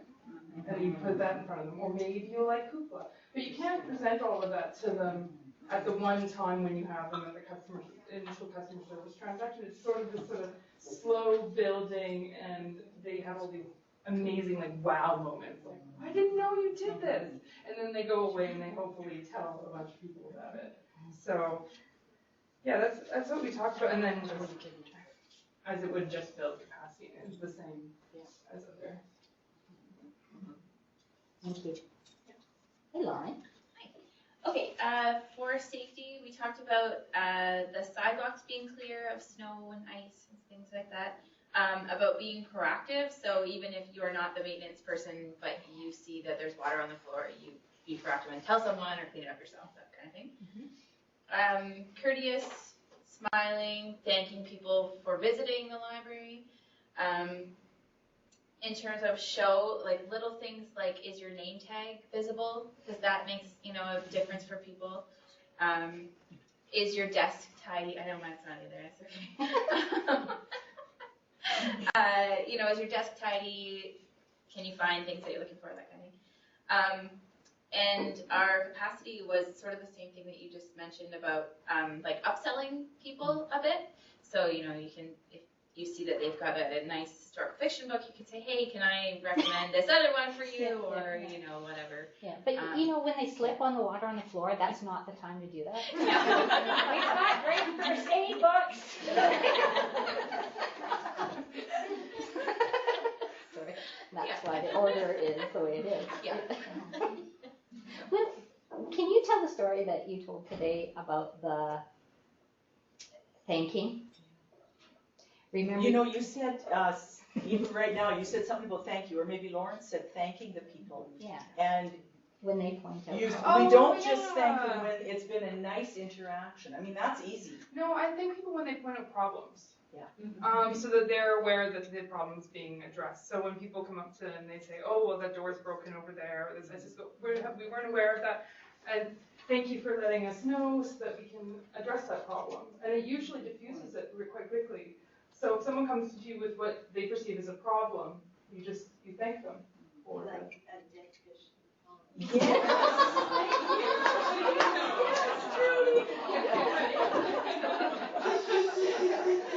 That's important information. They could just leave that and not tell you. And that would make things even worse, right? Like if someone not telling you about dead fish, or telling you that it's slippery outside, or telling you that the door isn't working, or that there's someone doing something strange in another part of the library. Not necessarily viewing those as problems when they're brought to you, but viewing them as thank you. For the information. Yeah, for the information, so we can do something. Yeah. And that's what we found out with the condition checking meeting. And we, you remember those yellow bookmarks? You know, and customers love them. Because I do believe that it's everybody's innate nature to want to help. Right? So when they bring you a problem, it's not like, well, oh, look at you. It's like, I'm trying to help make the library or whatever a better place. And I can't do that, but maybe you can. And that's why we thank them. And I think that's fantastic. So thank you all. Did we get everybody? Yeah, we started with Megan. Thank you all for enduring, participating in the first half. Help yourself, Miss Well, they ate it all. I think most of them ate it all. Uber Barb over here brought in donuts, so if there's any left, you can wrestle for them. There's coffee, juice, library juice, tea, and yeah, we'll meet you back at 3 o'clock. It's like 3 o'clock. What's the difference of library juice or regular juice? Well, the library juice. It's library juice. The official juice of the library. It's from the pond. Underground well. It's like church fresh. It's fish. It's like church fresh. Did you have church fresh? Well, church, okay, like there's an event in the church basement, right? Like it's a Sunday school or, you know, whatever. And there is fresh. Fresh. Okay, Kool-Aid. Do you know Kool-Aid? Like, because the first one brand was Freshie and one was Kool-Aid. Oh. And I think the Kool-Aid was a little bit more good. So that would never be in a church basement. Right. So then we called it church. Yeah, no, we just had, we didn't even have a label on the jar. Oh, that's how for you. Yeah, it was, Yeah. it was like orange. Miss Emily, Oh, how are you? how are you? I'm just so excited. Not feeling 100%. I'm getting over it. Oh dear, okay. I was going to say, you know, Snow White, Disney, it's a good place to work. Yeah, I do like. Good.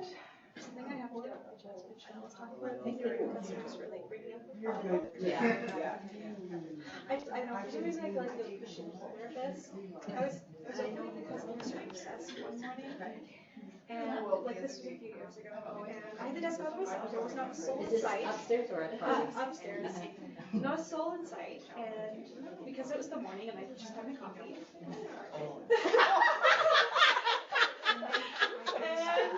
That show.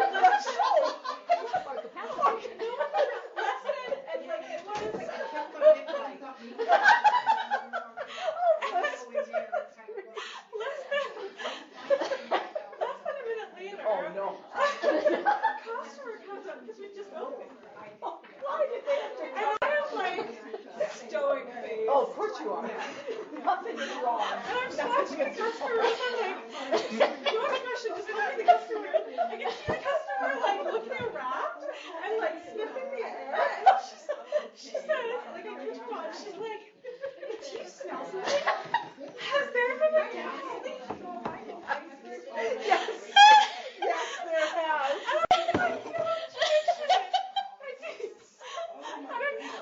I swore up and down to her that I was literally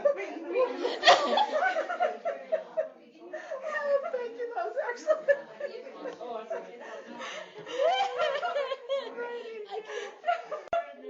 Oh, that's great. Yeah, you don't know. Well, you're not aware of anything, but there could have been. No, we don't have tissues here. No, I'm thinking tissue here. Oh, my This is not a crime thing. Oh, my goodness. Yeah. So I thanked the customer. I was a little emotional. Well, yeah. I'll send a memo to myself. Don't do that again. I'll send you the share.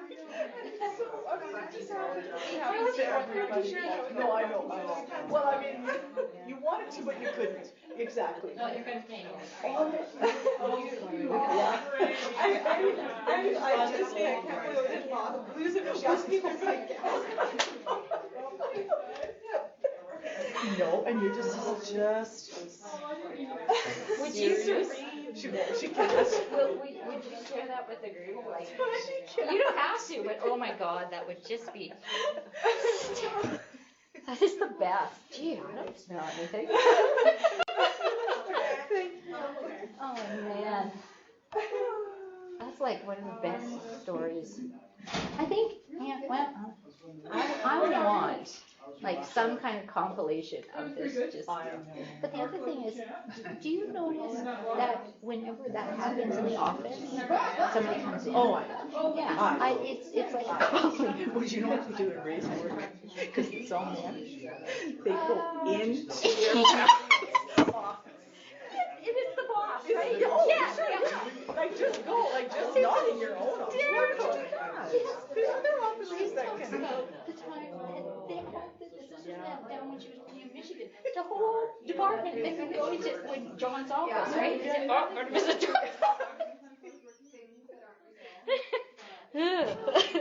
And they one of my nieces actually is a stewardess flight attendant. Yeah.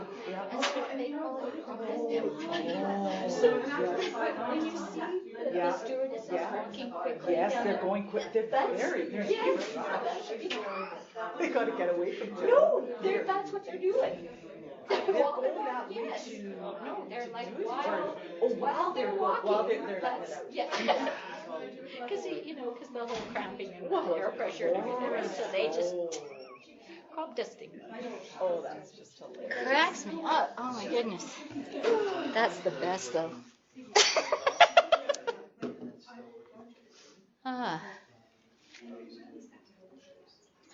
How about, okay, when we come back,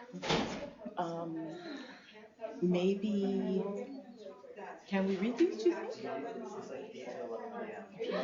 Or, I don't care, I mean, we don't have to. What's next? Oh, yeah. How to get to yes. What? How to get to yes. Yeah. So we just told them that, okay, you have to get them what they want. Yeah. How do you do that? Yeah, let's go, let's do yes. Yeah, let's Well, go to that. but this. That might come later, let's just wait until the end. I think this is cool. I was thinking maybe. Yeah, because this is kind of this is heavy. Yeah. Like, Well, this is very kind and this is kind of your customer service in one sentence. It's hard. Yeah. Well, Okay. because I was laughing. And laughing very, very hard. no, I was just too busy. You know, and then I came to the point where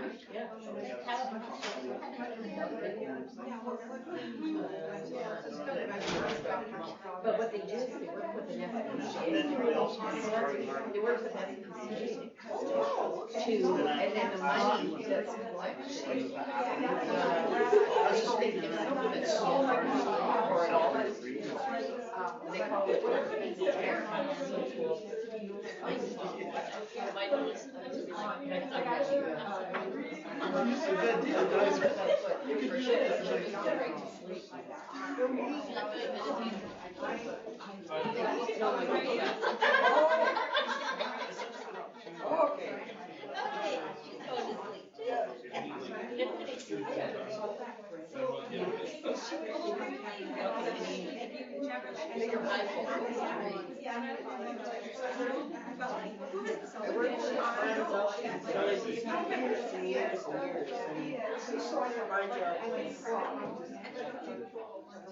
Not physically, but you know the paperwork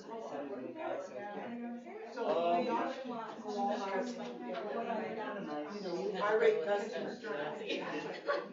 And we all have a big fishing pole. When they get actual data for time. Don't get hooked. That's when that argument starts.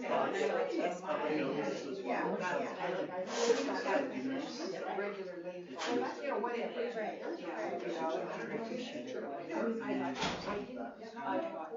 Whatever.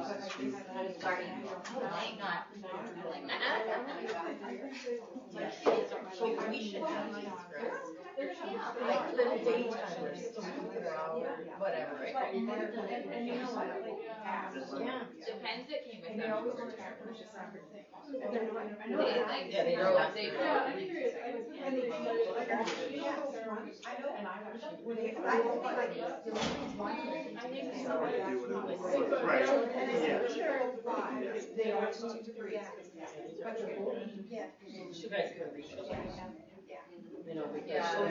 Yeah. Those are. You know.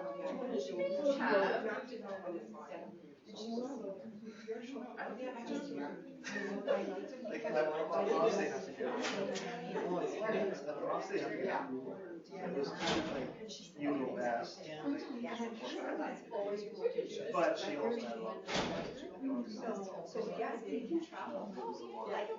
Yeah, she is living in Calgary now. And when I say, I knew she moved.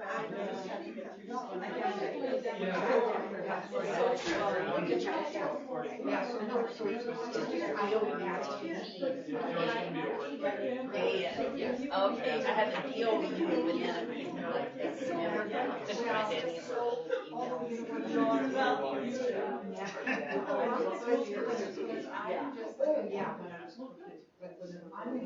sometimes I had more with them. Yeah.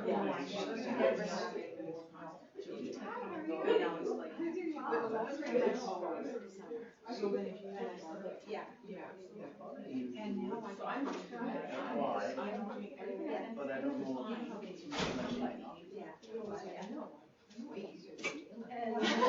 Yeah, they could give.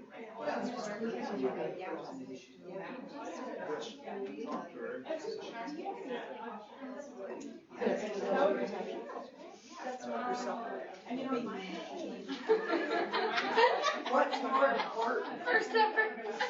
The baby.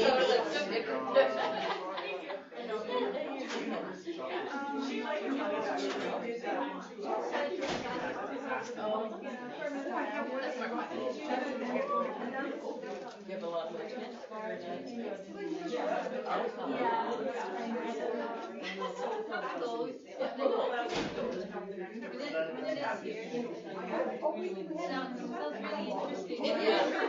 Well, it used to freak me out, they call this blood in the beginning, and then you see your stomach kind of rip. And it was like, oh my god. Yeah, that used to freak me out. I used to lay in the bathtub, nice hot bath, and big bellies. Just watch the And then you can see elbows and stuff. I used to Yeah. that was my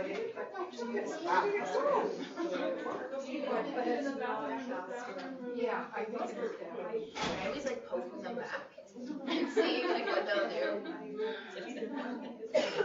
My first one, I used to push down off my rib cage. Oh, yeah. Oh, yeah. Push, and then all of a sudden,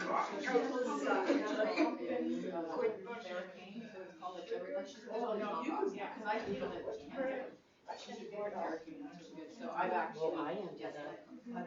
I've been thinking about it.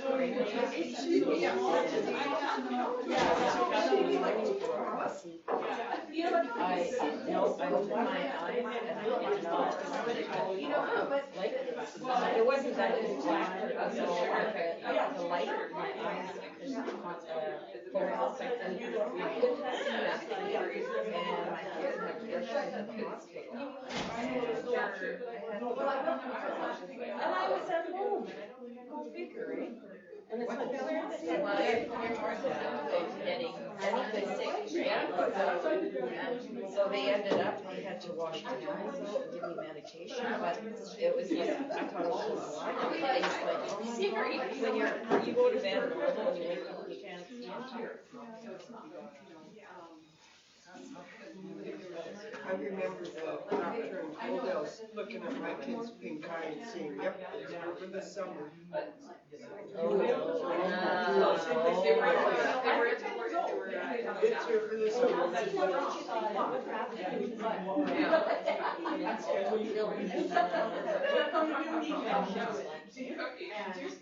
But I guess if they're touching the shower after they rub their eye or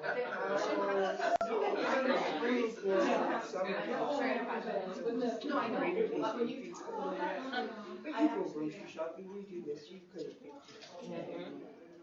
My daughter was went camping. She went in a lake and she ended up getting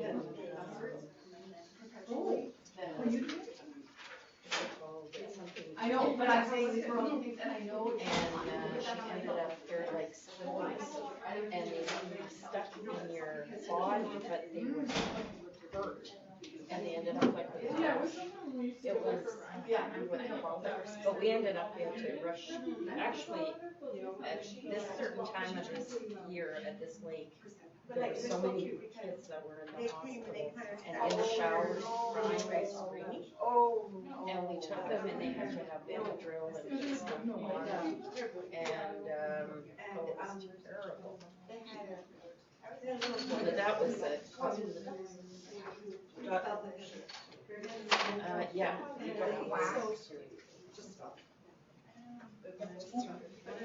Yeah, because yeah.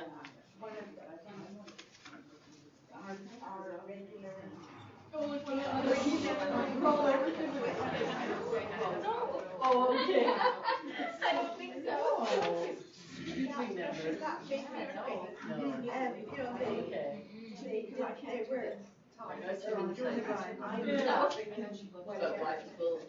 Well, yeah.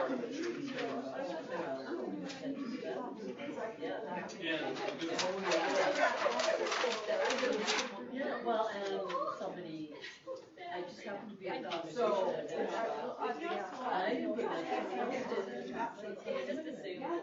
you want to do When I was young, the and really but for some reason,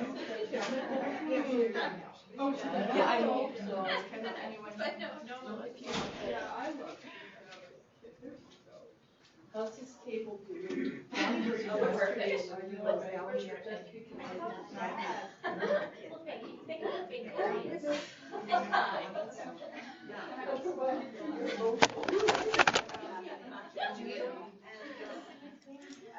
I was mad, now I'm mad. You should be mad.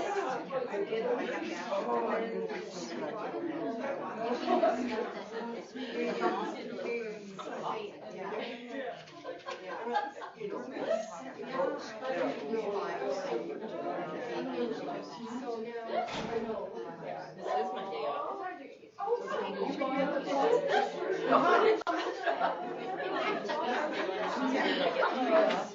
They're right. I'm not something you do on Sunday.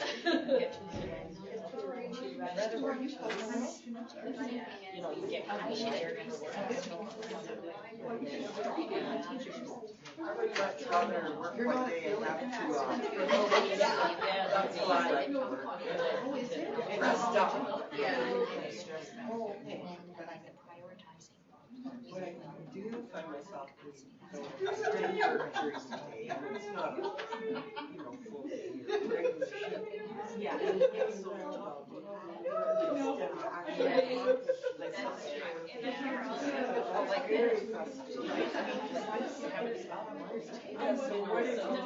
well, yeah, because I did some things and then I sat in the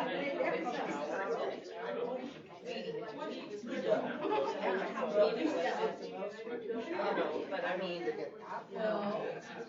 like, It's the dumbest thing. if they had it.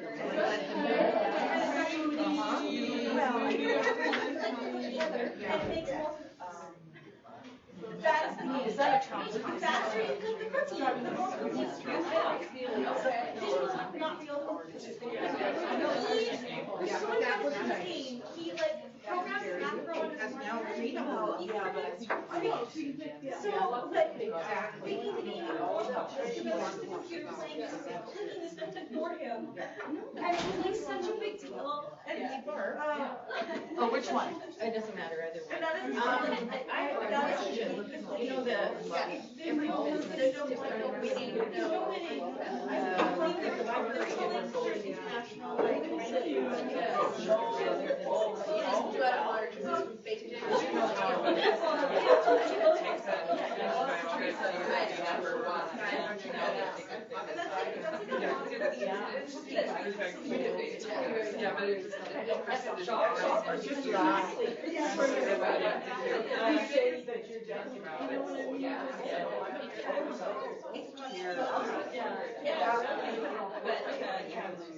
Well, I don't think it's occurring more. Yeah. It was just some customer was. Well, he was off for like a while, but he was really sick. Like, I didn't get sick often driving, but he gets sick.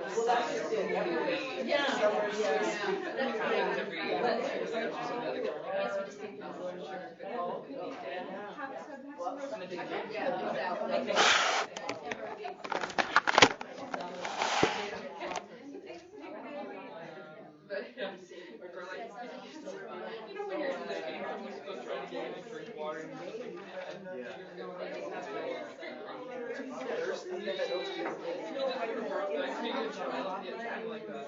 And I'm kind of like that. But we're like adults, so we're very smart. It's like, oh yeah, okay.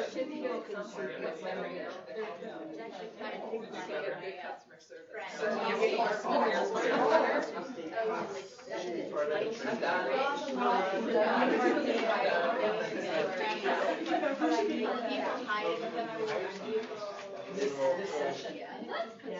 Well, no, but there, but that's, I know, so. Yeah, occasionally, yeah. Because you're not doing some people might have. My dad and his family are from the States, and, But some people, well, I mean, her name probably would have interest, right? I mean, given the fact that they had. well, what I did, so we had them all around. So, and, he's kind of a lovely guy, so then he got the first, like, the new job, he has these two big buses, Like with all the training. he has a big bus, and so I was my chance to come along, and then his job, he was like really anxious, and aggravated, like looked at you. Well, there'll be a test also. There'll be a written test as well as a road test. Personality tests. Yeah. He's saying, oh, First they have you met that are. Welcome back, everybody. the guy's like, oh, my wife had most of it, she's got all the years and stuff. You're 2/3 of the way through. Right. So Barb Nickel is now going to talk to us about how you can get to yes. We said, okay, we're going to be quiet and listen. We're going to make sure that we've heard correctly, and then we're going to get them to yes.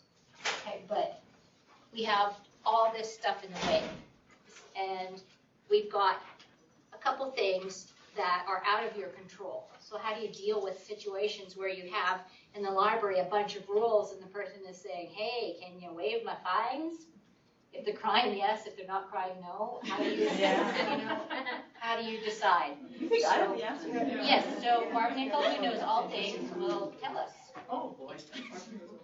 That was great. Thank you for that. Well, no, because is negative. That's not a good way to answer someone. But is there a way, could you say yes if? So depending on situations, and I know like you're probably all thinking right now, well, what could I have, when could I have said yes if? And maybe an example that just sort of comes, it could work. So if someone were coming to get a library membership, they don't have anything, they've just walked in off the street and they've got nothing. Could I get a library membership? Well, do you have a piece of ID? No. Well, no, then you can't. But how about, well, do you have a piece of ID? Well, I do, but not with me. Well, yes, if you come back tomorrow, bring your yada, yada, yada, and you can get a library card. So it's positive, and it's small, like, you know, it can happen. The thing, you're helping the customer, maybe not at the moment. That's just one example. But then, of course, there's the bigger thing about all the rules and the regulations and policies and procedures. Don't you just love them? Well, I don't all the time, to truth be told. So just sort of thinking now about our guidelines really more than other rules, because on the CS desks, that's kind of what sometimes can stop you from doing something. So I just want you to know, and I think quite a few of you know already, that they are guidelines, and is it all black and white?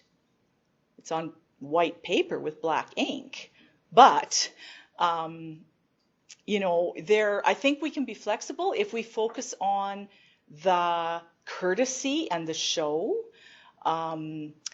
and just to feel empowered that the answer's like, let's work it out. What can we do to say yes, right? Because the person's got a problem. What can we do to make it say yes? And you've always got a coworker somewhere close by. That person you can sure pull in just to kind of support you. Maybe you need just a few minutes to kind of process it and come up with a plan and an idea. Can you just think, like I need an example and I don't have one at the moment. I'm sure there's piles of them, but where you've just had a person come and based kind of on the guidelines, the answer's kind of no. How could we turn it? What could there be a positive spin on it? Does anybody have kind of just an experience right on the top of their head where? Fines right now. Yeah. They've accumulated a lot of fines. Yeah. We've got food for fines coming up that we can promote, right? Yeah. So. Yeah. One can equals $5. Yeah. That's substantial. It is. It is. That's substantially for them Yeah. to bring down the fines in a positive way. And I heard, Heather, wasn't it the other day where someone said, like, I think they owed $19 or whatever. And then, you know, maybe it was Heather said, oh, you owe like 19, whatever. I'm just waiting for food for fines. I was like, wow, okay. Like, I had no idea. But yes, people, you know, they're kind of thinking ahead a bit. It was like, wow, good for you. My biggest struggle with rules is and when I say struggle, it's because I feel both sides. Yeah. I feel for both sides. It's the more than two renewals. Ah, amen, sister. And, you know, like, the thing is that, so a person will come in and, you know, they renewed it 2 times, they can't renew it anymore, they bring it up to me, and they want me to do it for them. Mm-hmm. So basically, if it's a book, it means they've had it probably 9 weeks, mm-hmm. which is more than 2 months. And, you know, sometimes they'll start explaining why they want it more, sometimes mm-hmm. they don't. But, you know, if they're coming to me and asking me mm-hmm. to renew it again, mm-hmm. I know that they have, it is important to them to have this book for right. some reason. Right. But, you know, so we were doing a lot of that. There was a lot of people kind of keeping certain things for a long time. Mm-hmm. And then I think about, well, what about all the people that won't place holds? Mm-hmm. And they'll come in, because I often have people come in and they're looking for something and can't find it, it's not, you know, it's checked out. And I suggest they don't place a hold on it, and they say, no, I'll just keep checking. Mm-hmm. I've checked several times, I'll check again. Mm-hmm. And maybe it's because they don't, you know, whatever their reason is. How do I, mm-hmm. and I always want this to be a positive interaction with this person when I'm trying to very kindly mm-hmm. say, you know, I would like somebody else to have an opportunity to check this out too. Mm-hmm. You can take it again. Mm-hmm. You can take this again. You know, and mm-hmm. but that one to me is the toughest one that I struggle with, because I don't want it to be a negative thing. Right. But there's no hold on the book, there's no hold on it. and you really would like the person to have the book, but if you yet. ever look at, like, sometimes you see there's, 15 renewals on one item. Yeah. And that's not right either. That's not right either. Yeah. So.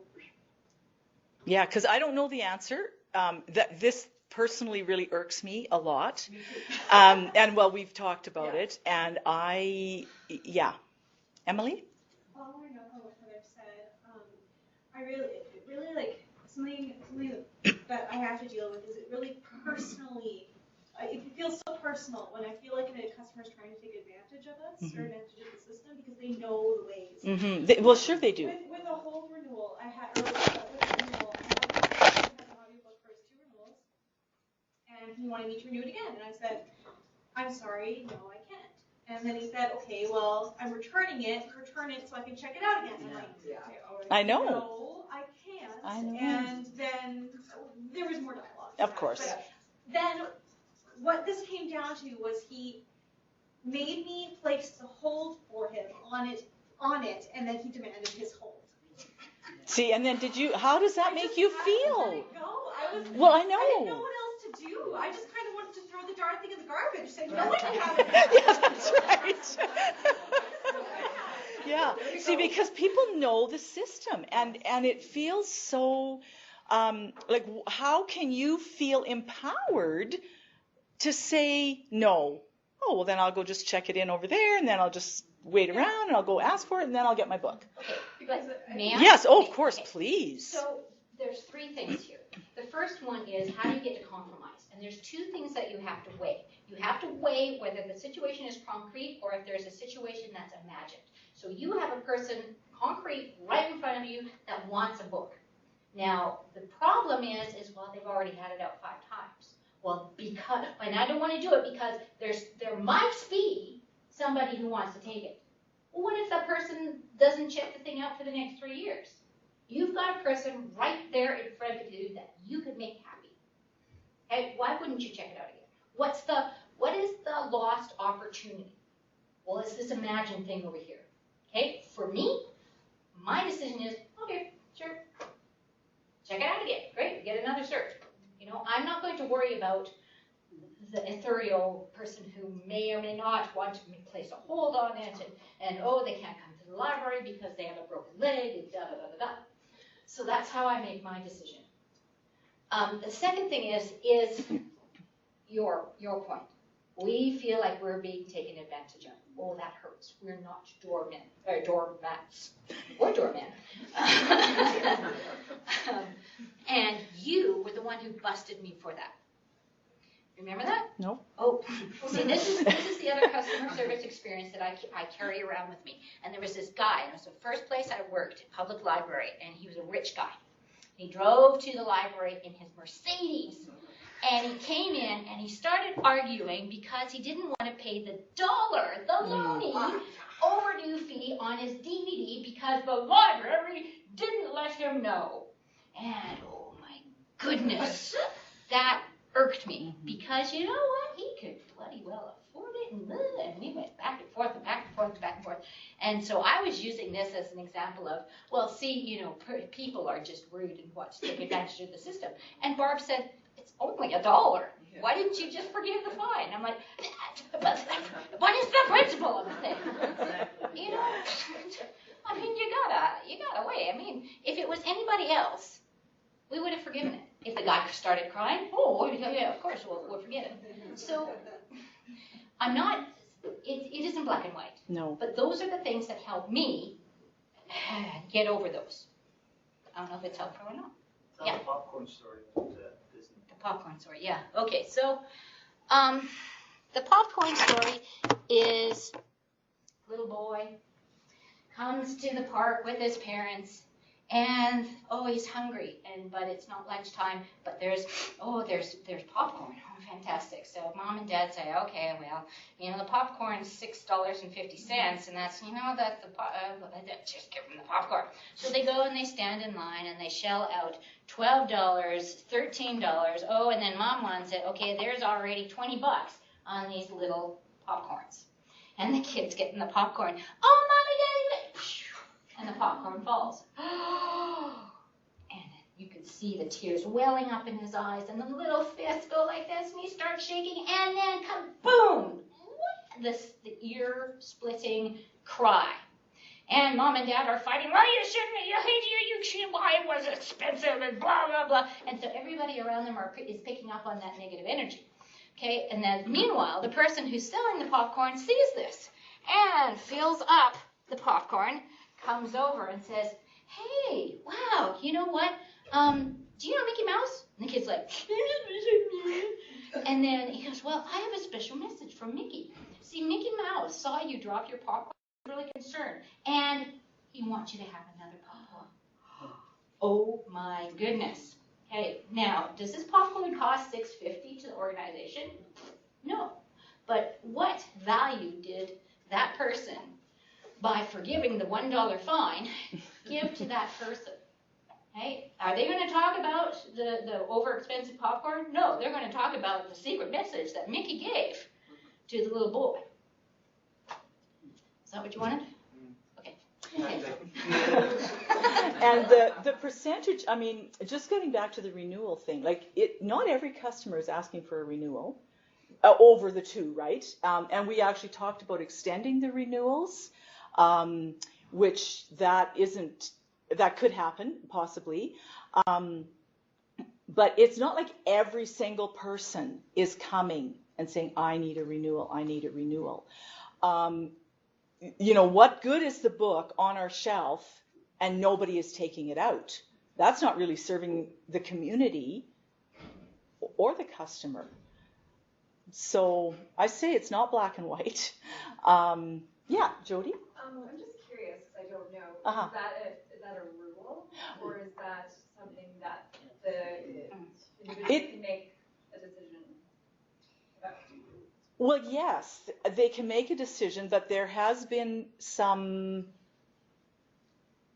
I don't know what the word is, I guess just discussion about somebody will give the two renewals, or 2 renewals is what we've got set right now in our guidelines. But then what happens when this, they're coming 3 times and so on for renewals? Yeah, because just to play devil's advocate, sure. And I know someone's already mentioned, I would be thrilled if someone wants that book for another couple of weeks, and no one else, of course, no one's waiting for it. To me, that signifies that they are using the library, enjoying the library, they're excited about the book, or they're doing it. Okay, how about this situation? Person returns the book, or person comes to the desk, says, well, I returned that book. And it's still out. And then the next week they come and say, oh, I returned that book. And then the 5th time they say, you know what, I returned that book. Are we still as forgiving? The judgment call. Yes, exactly. Depends on my mood. Right. So what we're trying to do, and part of LPL's history has been this really kind of draconian, you must follow the rules. And if you dare to use your own judgment to say that, well, we'll forgive that $1 fine, wham, up comes the ruler and smash your hand. So part of the reason why we wanted to do this workshop is to give you the tools to make those judgment calls, so that you're not always saying, well, according to rule C.1.3, you can't. Well, how do we get to yes, if? Yes, ma'am. Yeah, I guess, I agree with the, forgiving the $1. I have no issues with that, and I have no issues with breaking rules, whatever. Bending. But I think, for myself, because I actually encourage holds, when people come up and ask to help them place a hold, that's the one thing. But every time someone asks me for something and I can't get it, it's not in this library right now, I always try and get them to place a hold. Right. I encourage that. Yes, of course. I'm going to tell you that at least 50% of the people will not place a hold. Sometimes they'll ask me, when is that due back? And I want to say to them, this person could renew it 40 times and never bring it back. So why don't you place a hold? I actually want it to be, that. This is why this is a particular issue for me. Because yes, I would like to see all the materials out. But I happen to know that half of the population, for whatever the reason, will not place a hold, maybe because they don't want a chance of fine, or they want it today, or they want it next Friday, but they want to be in control when they take it. So they just keep coming back looking. Like, I've actually had people looking for DVDs, and I'm not talking about blockbusters, regular DVDs, and they'll never place a hold for it. And I'm like, they just keep checking, and it's a joke, like, is it there today? No, it's not here today. And I don't understand why people wouldn't place Right. a hold. That's their personal business. But again, two things, right? We know that we cannot control other people's behavior. Okay, so we have no control, But we can can if we don't encourage. renew it the third, fourth, or fifth time, then we can control that. But that's only if the person comes in on the day. That still doesn't mean they're going to get that. It still could go on for eons. Like, yeah. It's exactly true, but I'm just And saying, like, I I know. understand exactly what you're saying, and I completely agree with you. It's just this one, there's so many variables, and I actually feel for the people who come in trying to find stuff and can't ever find it. That bothers me too. But it is there. To have stuff too. Yeah, okay, so same thing. How do we get over ourselves? Like that, if that guy in the Mercedes came today, I probably would do this. Yeah, you'd be mad because you've got this preconceived. Yeah, And for you, it's the renewing the thing 17 times. So how, because we don't have the answers. No, I wish we did. We do. Yeah, we should charge for our answers. How do Well, we we'd be broke. How do we get over ourselves? Kelly, did you have a question? Oh, yeah, I was just gonna ask, with the renewal thing, we were doing the odd time 3, but. Well, it happens all the time. We had gotten an email saying that we were only gonna do 2. Well, not to go over 3. So we were following that, were we doing that wrong? no, that's right. That's right. It's still an issue though, because people come every day or however, wanting that item another time. Yeah. Right? And so this is the whole thing. Teresa? Well, I was just going to say, like, following up on what Kelly, I mean, if it's consistent, you're not running into those situations where, I mean, I've had people before we had kind of said, no, we're not overriding. I mean, they come up, you have to override this. Well, at which point, it is about me because I'm mad because you don't speak to me like that. But, I don't Yeah, you did it before. but it's like, that was one thing I felt better about having consistency. Yes. And I don't know why, now that you brought it up, like why? Why do I feel better about that? Rule being consistent, I don't know. But here's the whole thing. Why do we have rules at all then? Why don't we just forgive everybody's fine? Because, boy, that'll make them happy. And aren't we about making the customer happy? So the rules are there. I think about what Tony says as a life jacket. Okay, you hope to goodness that you don't have to use them. And the majority of people do follow the rules. What 80%? I don't know. But I do believe that the majority of people are well-meaning and they follow the rules. Now, the rules are there partly to take care of that 2% that don't follow the rules, but then it comes down to the yes if. Yes, I can renew that for you if you let it sit on the shelf for 2 weeks just so we make sure that nobody else wants that book. But I need it today. I'm returning it. There's no reason why you can't return that for me today, and I'll just sign it out. Okay. You know what? I'm not going to win this argument. It's not that big a deal. Yeah. Or, you know what? This is something that I can't handle, and this is a rule that I don't feel comfortable breaking. Let me just talk to my colleague or my manager, and maybe we can work something out. Because, you've really brought up the point that sometimes it's about me and what. Yeah. Yeah, same. So thank you for bringing that up, whoever, made me think of that in different ways. Same thing. Well, and maybe some don't know that, they just don't realize that there are people waiting. So yes, I can this time, but just so you know, this is it, even though no one can keep track of it. But that others may be waiting for this book, so I'm doing you a favor now.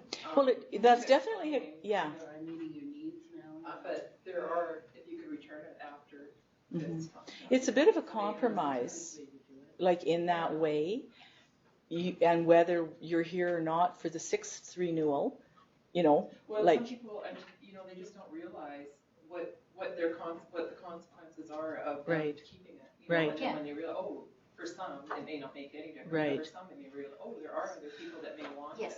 But before you start explaining our rules, you have to find out why they want it for an extra renewal. Well, because my dad's in the hospital and he can't get out, and he's dealing with his medical issue, and that's in this book. Okay. No argument, right? Versus, well, no. So for the example that I threw back at Jody, when we feel we're being taken advantage of, what has happened in the past, and it has been claims returned, note in the record.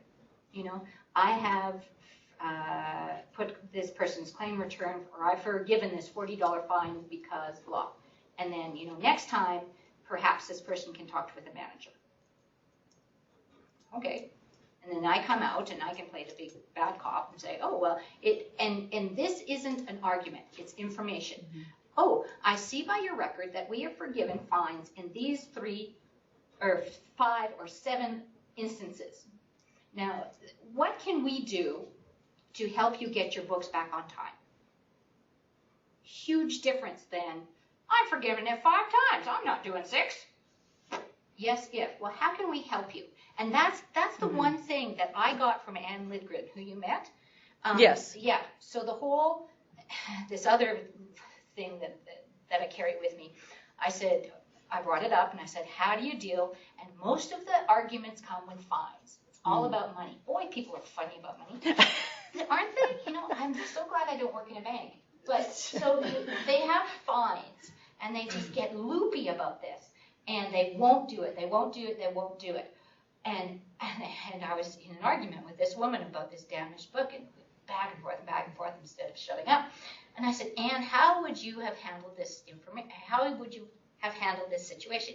She looked at me and she goes, okay, you listen and you agree with them or whatever, and then you ask them, Miss Jenny, what can you do? Okay, you can't pay $40 today because of the damaged book. Well, yeah, there's life. What can you do today?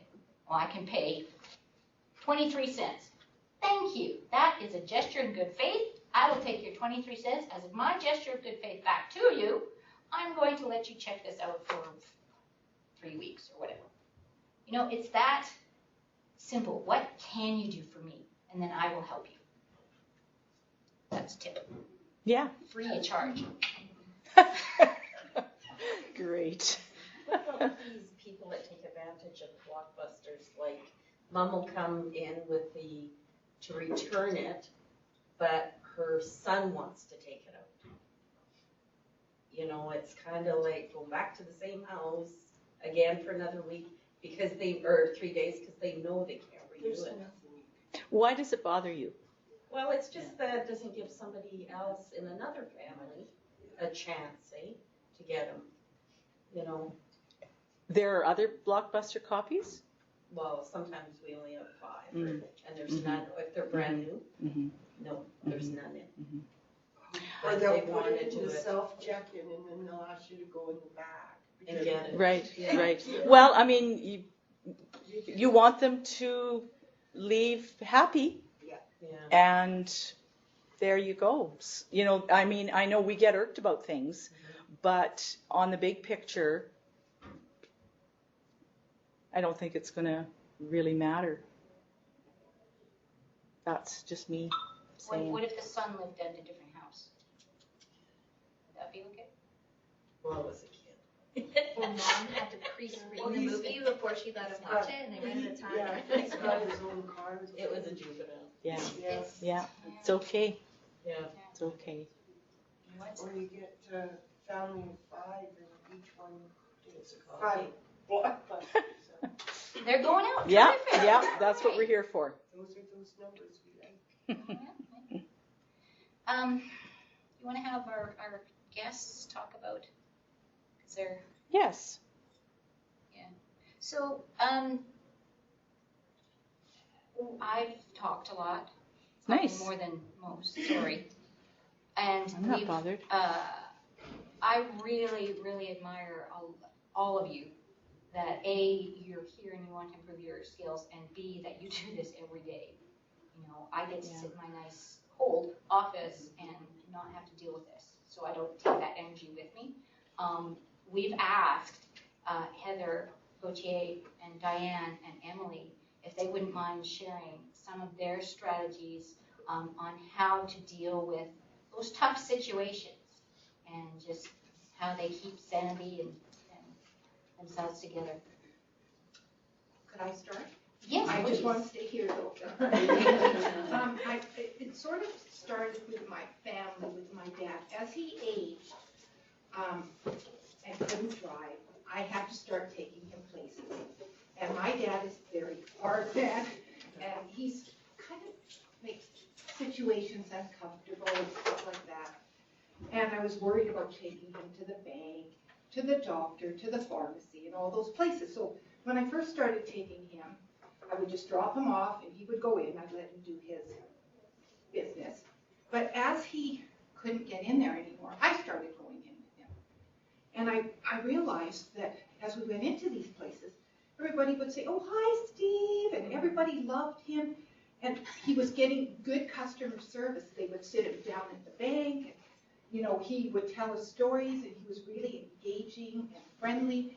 And I thought, I could go to the pharmacy, and it would be the same way, you know, "Hi, Steve, how are you?" and really friendly with him. And I thought, he doesn't show that with me. But what had happened at all these different places is those frontline staff had been extra friendly with him and brought out the good in him, and he only ever showed that side to these different places. Sorry, I'm nervous. I don't do good public speaking.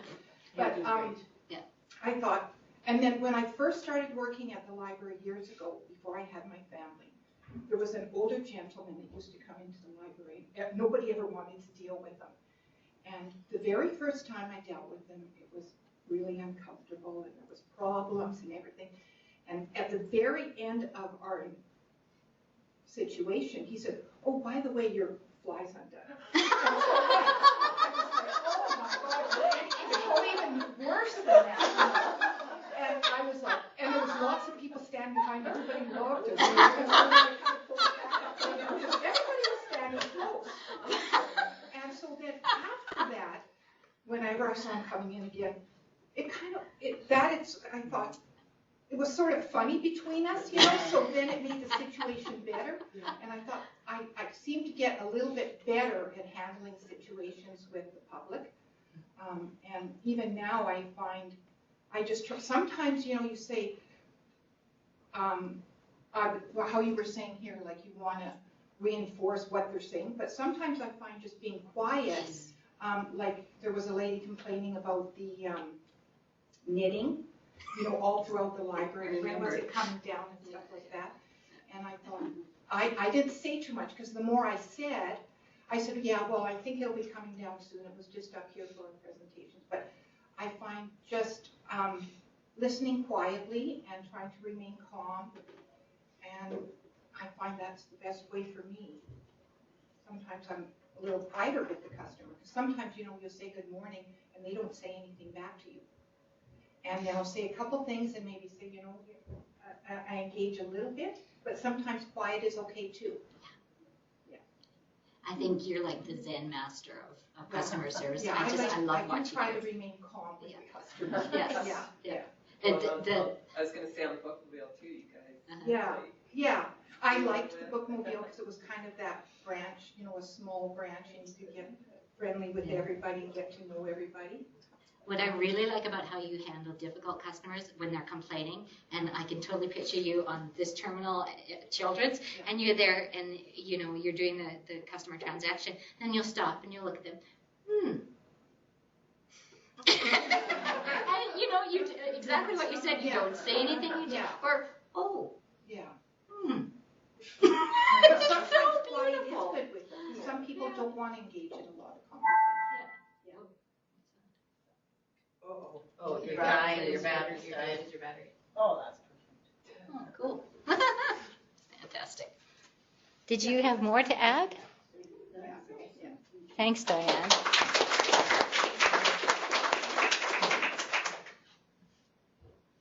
Heather, did you want to, what's your words of wisdom for us? This is my own personal, you know, take from it what you want and throw it out if you want. But I have found that, well, self-care is huge. And there's times where, I mean, there's things that when I was younger, I just, you know, they're goofy sayings like, you know, put it in a bubble and blow it away. Well, that's ridiculous, you know.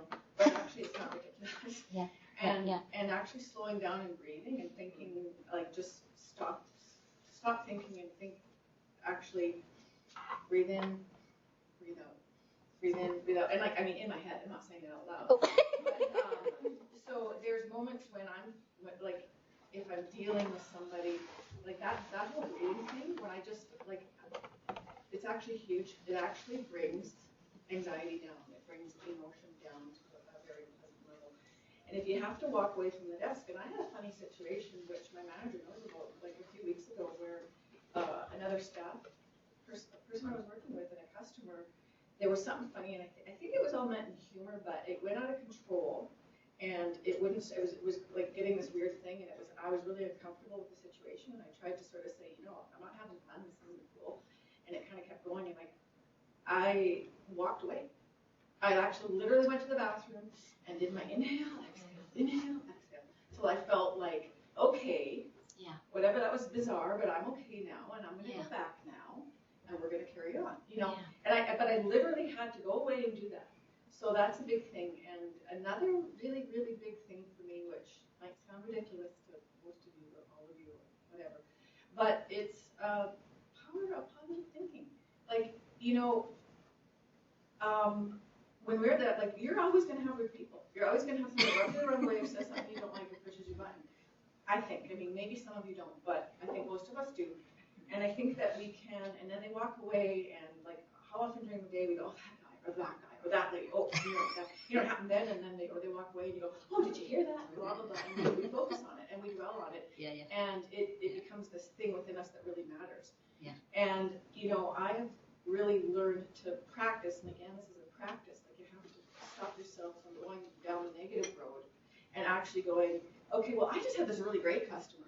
I had this lady, she's fabulous, and there's this senior lady, like, I want to be like her when I'm 83, and I'm focusing on those things, and to the point of where, when, like I said to my husband and I would come home from work, and sometimes be sharing about our days, and I started to notice that it would be like, well, you know what happened to this happened, and that person, well, you know, and he would tell stories, and I would tell my stories, and we felt justified, and you know, now we're home, and we're good people, and we're gonna have a nice evening together. And you know, I said to him one day, and I mean, we didn't actually, like, I don't think we went overboard on it. I think we were just sort of average people doing that. But I said to him, you know, when you come home from work, could you tell me about a funny story? Because I mean, he's got a fabulous sense of humor, and so do the people he works with. He said, tell me a funny story about your day. So during the day, when you're like, you know, and so we got this thing now, or something nice somebody did for you. And if we need to vent, we will do the vent thing. But it's actually fairly rare now. It's now this thing where, you know, the evening we're like, oh, you know, this funny thing that happened. Oh, you know what happened? And we're focusing on that. And I also, to bring that to work, I try and do that behind the desk. And sometimes I've had conversations with colleagues when, you know, when we are frustrated, like frustration is legit. Like, I'm not saying, you know, it isn't, but I'm like, okay, well, that's regular. Like, when I try and play a game in my head, is like, that's a regular that annoys me. Sometimes I'm like, I gotta think a positive thought about that person. And sometimes it would be like, they have great hair. You know, like, oh, cool, I wish I had your hair. You know, I have to turn it around. I have to turn it around. And I've done that, like, with my colleagues sometimes, be like, can we think of a positive thing to say about that person? You know, let's find one positive thing to say about that person, and then say it, and just say it in your head if you have to. And I know, like, you know, take it or leave it, but that's what works for me and my personality or whatever it is. Like, I actually have to work myself into a positive place, and I have to do self-care, because if I just let myself, you know, be whatever, I'm all about my rights and my, you know, and you can't, and I'm right, and I mean, that tends to be my natural, like, I think that's, I don't know if that's human nature, or, you know, some people are more positive, I think, by nature. I have to work at it. Thank you. That's awesome.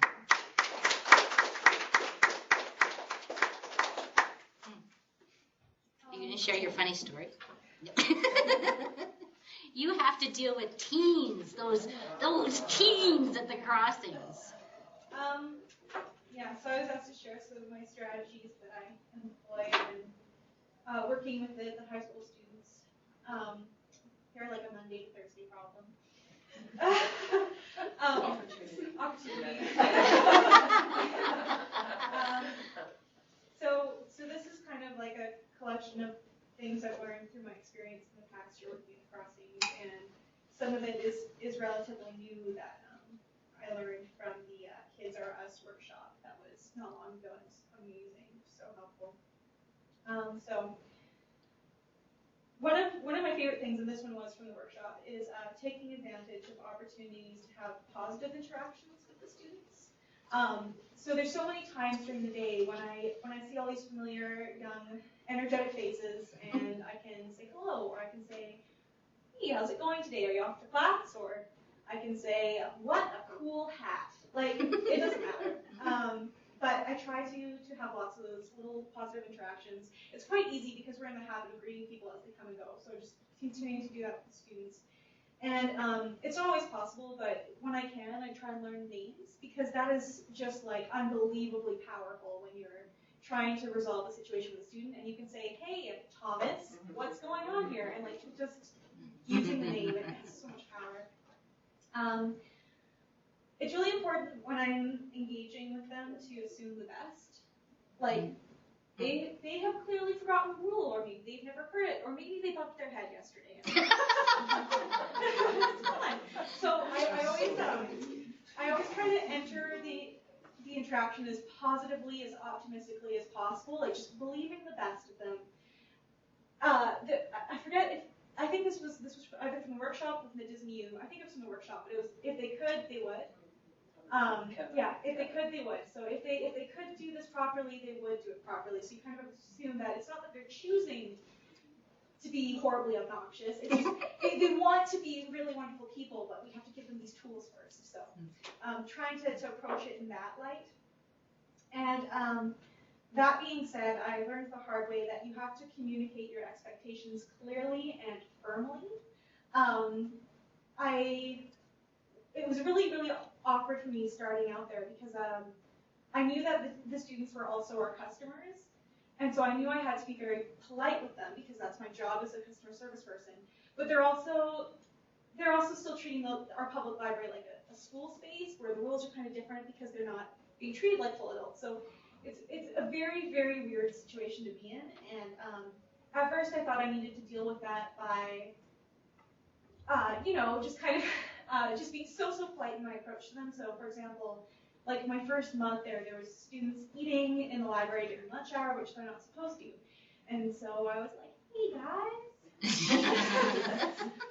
you're eating. That's not okay at this time. Oh, you just want to put it in your pocket? Normally I would ask you to leave and come back with the food gone, but it's fine. And then I come back and it's like, hey guys, so you're snacking out of your pocket. Could you please put that, why don't you take it out and then do that? It would be great. And yeah, that wasn't working. And unfortunately, because it was like, I was getting frustrated because I came back to these things like 3 times about the same teeny bag of pretzels. And the teenagers were upset because I was picking on them over a teeny bag of pretzels.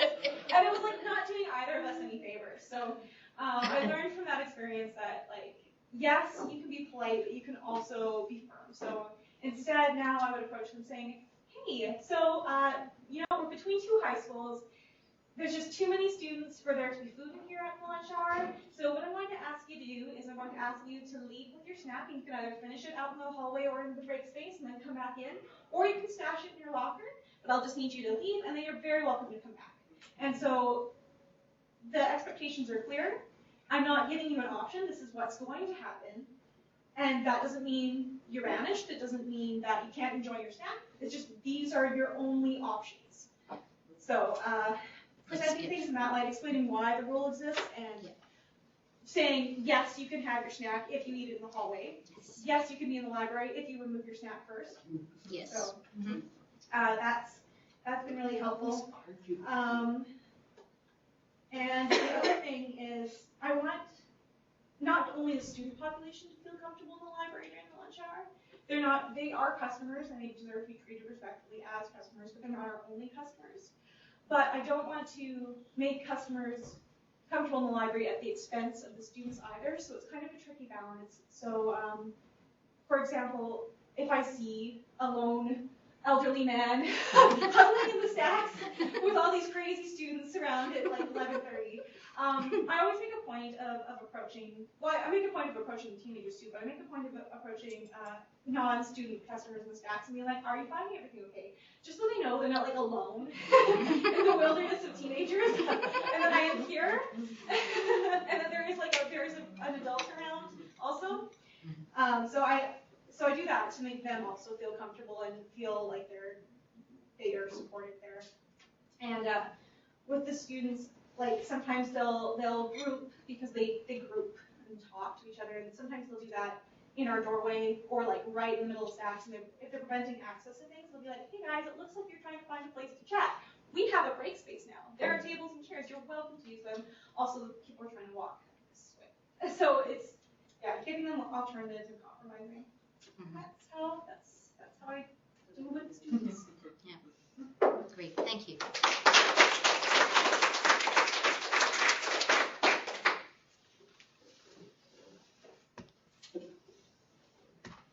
Uh-oh, I broke it. There we go. yeah, and yeah.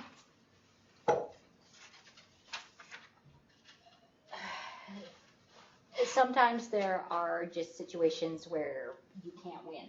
There is no resolution. I think these are very rare, but I think we also give an inordinate amount of attention and emotional energy to these situations. You are not alone. I think we've said that over and over again. You are doing a very hard job, and most of the time it's easy and it's fun and it brings you joy. And keep in mind, as Heather says, keep focused on the positive. When you have situations where you can't deal, you can pass it off to another coworker, to a manager, to somebody else. You do not have an obligation to stay in any situation where it's making you angry, uncomfortable, sad, anything else.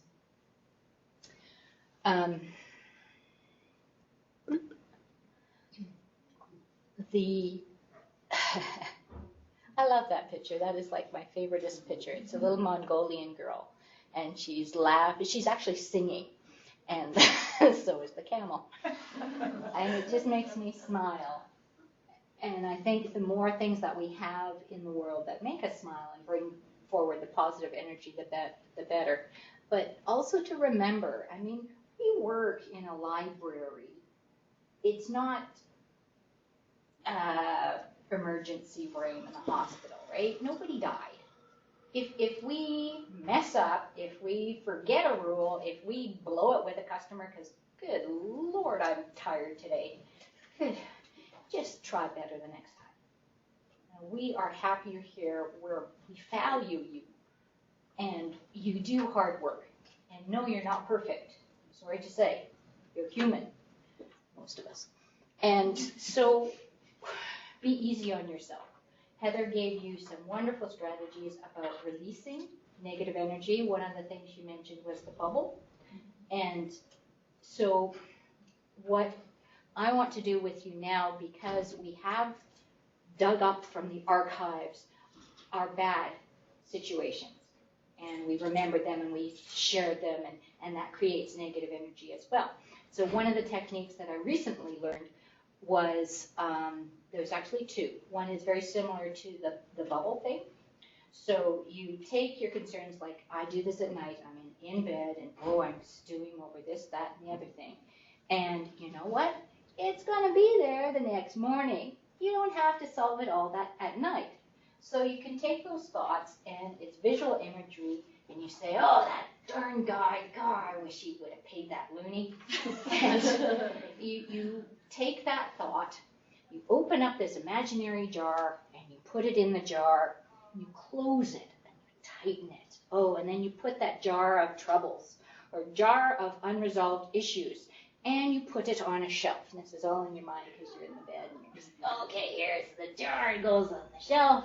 Oh, good. And then if you start thinking about it again, you go, oh, no, wait a minute. It's waiting for me in the jar. I don't have to deal with that right now. It's up here. I can go back anytime and open that jar and get that thing. That's another visual imagery thing. The other thing I learned is I think a lot of us in the library are by nature helpers and very empathetic with people. And that is a strength and a weakness. It's a weakness because we pick up all sorts of energy. And when we're picking up the negative energy, it hurts and it does us damage. And so one of the things that I've learned is it's actually kind of weird. It's building a wall or shielding yourself. And so you come home from the day and, oh my God, I can't believe this happened in the meeting, and so didn't back my idea, and then there was this angry customer, and then this guy in a Mercedes, God bless it. And so, you're venting to your significant other, and it's just weighing you down. And what you can do is just take it and somehow just get it off. I don't know what worked for you. Because I go down like this, so I just get it off. And now I'm open to all the positive energy. So then that's where the deliberate, intentional, oh yeah, but remember that time when the baby came and it climbed into your lap and it was like playing with you while you were doing the workout? Oh yeah, that was a good one. Okay, and so you're building yourself up again. Then in the morning, for people who work on the front line every day, sometimes you have to shield yourself. And so you start the day fresh, and you put on your armor. And you put on that hand, arm's length away. And I'm like, you know what? This is my good customer service armor. And there's my helmet. Now, it doesn't matter what's coming at me because I've got my armor on. Now I'm going to be pleasant whether you are or not because it's just going to bounce off me or whatever. So, yeah, it does sound kind of corny, but if you try it and it works, great, use it. It won't hurt you. So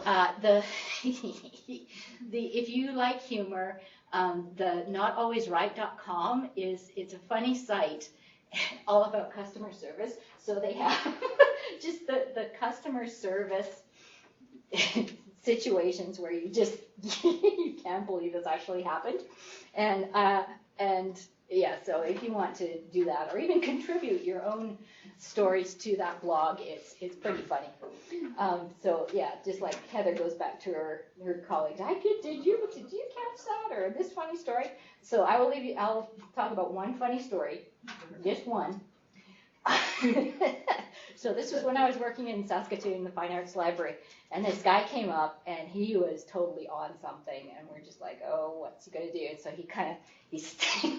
he staggers up to the counter, and it was like this height, and he flops down, and Gwen Chan was working, and she's like, petite, and she's like, this big going, security. And she said, can I help you? And he kind of squints at her and he says, yeah, I'll have a burger and fries. And she says, sir, this is a library. And he says, oh yeah, sorry. Can I have a burger? True story. And then security came up. There we go. You want to impart words of wisdom or tell a weird story? Very funny lady. I just wanted to say, too, about how great you guys are. Just all the work you do. Nobody says thank you, or not very often. And how I just sort of speak because I was on that side for 25 years, and I never once thought about how a manager appreciated me. And you guys don't know. This was not in the plan. Oh no, exactly. But anyway, I'm on this side now, and the work that you do every day blows me away. So thank you for that. Thank you for that. There comes a time in your life when you walk away from all the drama and people who create it. You surround yourself with people who make you laugh, forget the bad and focus on the good. Love the people who treat you right. Pray for the ones who don't. Life is too short to be anything but happy. Falling down is a part of life. Getting back up is living. So true. And then there's this. But I'm going to read something in your handout too, but it's just called Top 12 Customer Service Quotes. And I think this, well, we're ending at 4, so it's got to be over quick. You are serving a customer, not a life sentence. Learn how to enjoy your work. Your best customers leave quite an impression. Do the same and they won't leave. Customers don't expect you to be perfect. They expect you to fix things when they go wrong. Your customer doesn't care how much you know until they know how much you care. Unless you have 100% customer satisfaction, you must improve. The goal as a company is to have customer service that is not just the best, but legendary. Your most unhappy customers are your greatest source of learning. Thank your unhappy customer for bringing the issue to your attention. Under-promise and over-deliver. If you build a great experience, customers tell each other about that. Word of mouth is very powerful, as we know.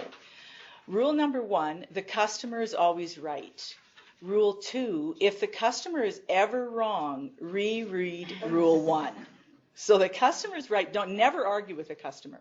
Customer satisfaction is worthless. Customer loyalty is priceless. Good customer service costs less than bad customer service.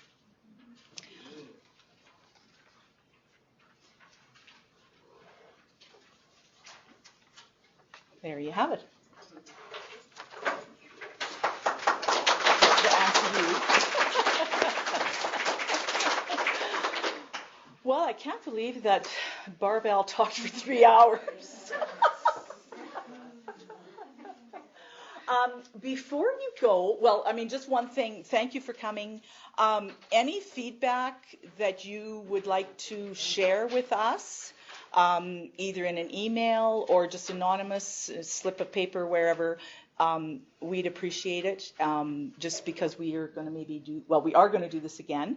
There's always room for improvement, and any comments you have for us would be appreciated. Thank you.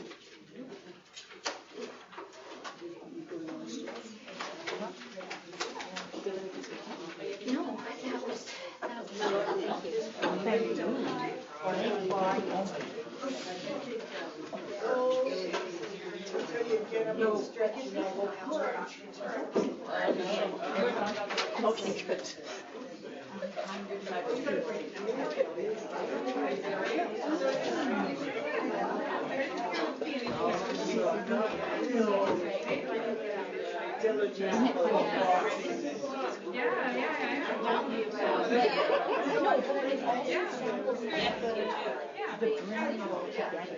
Thank you.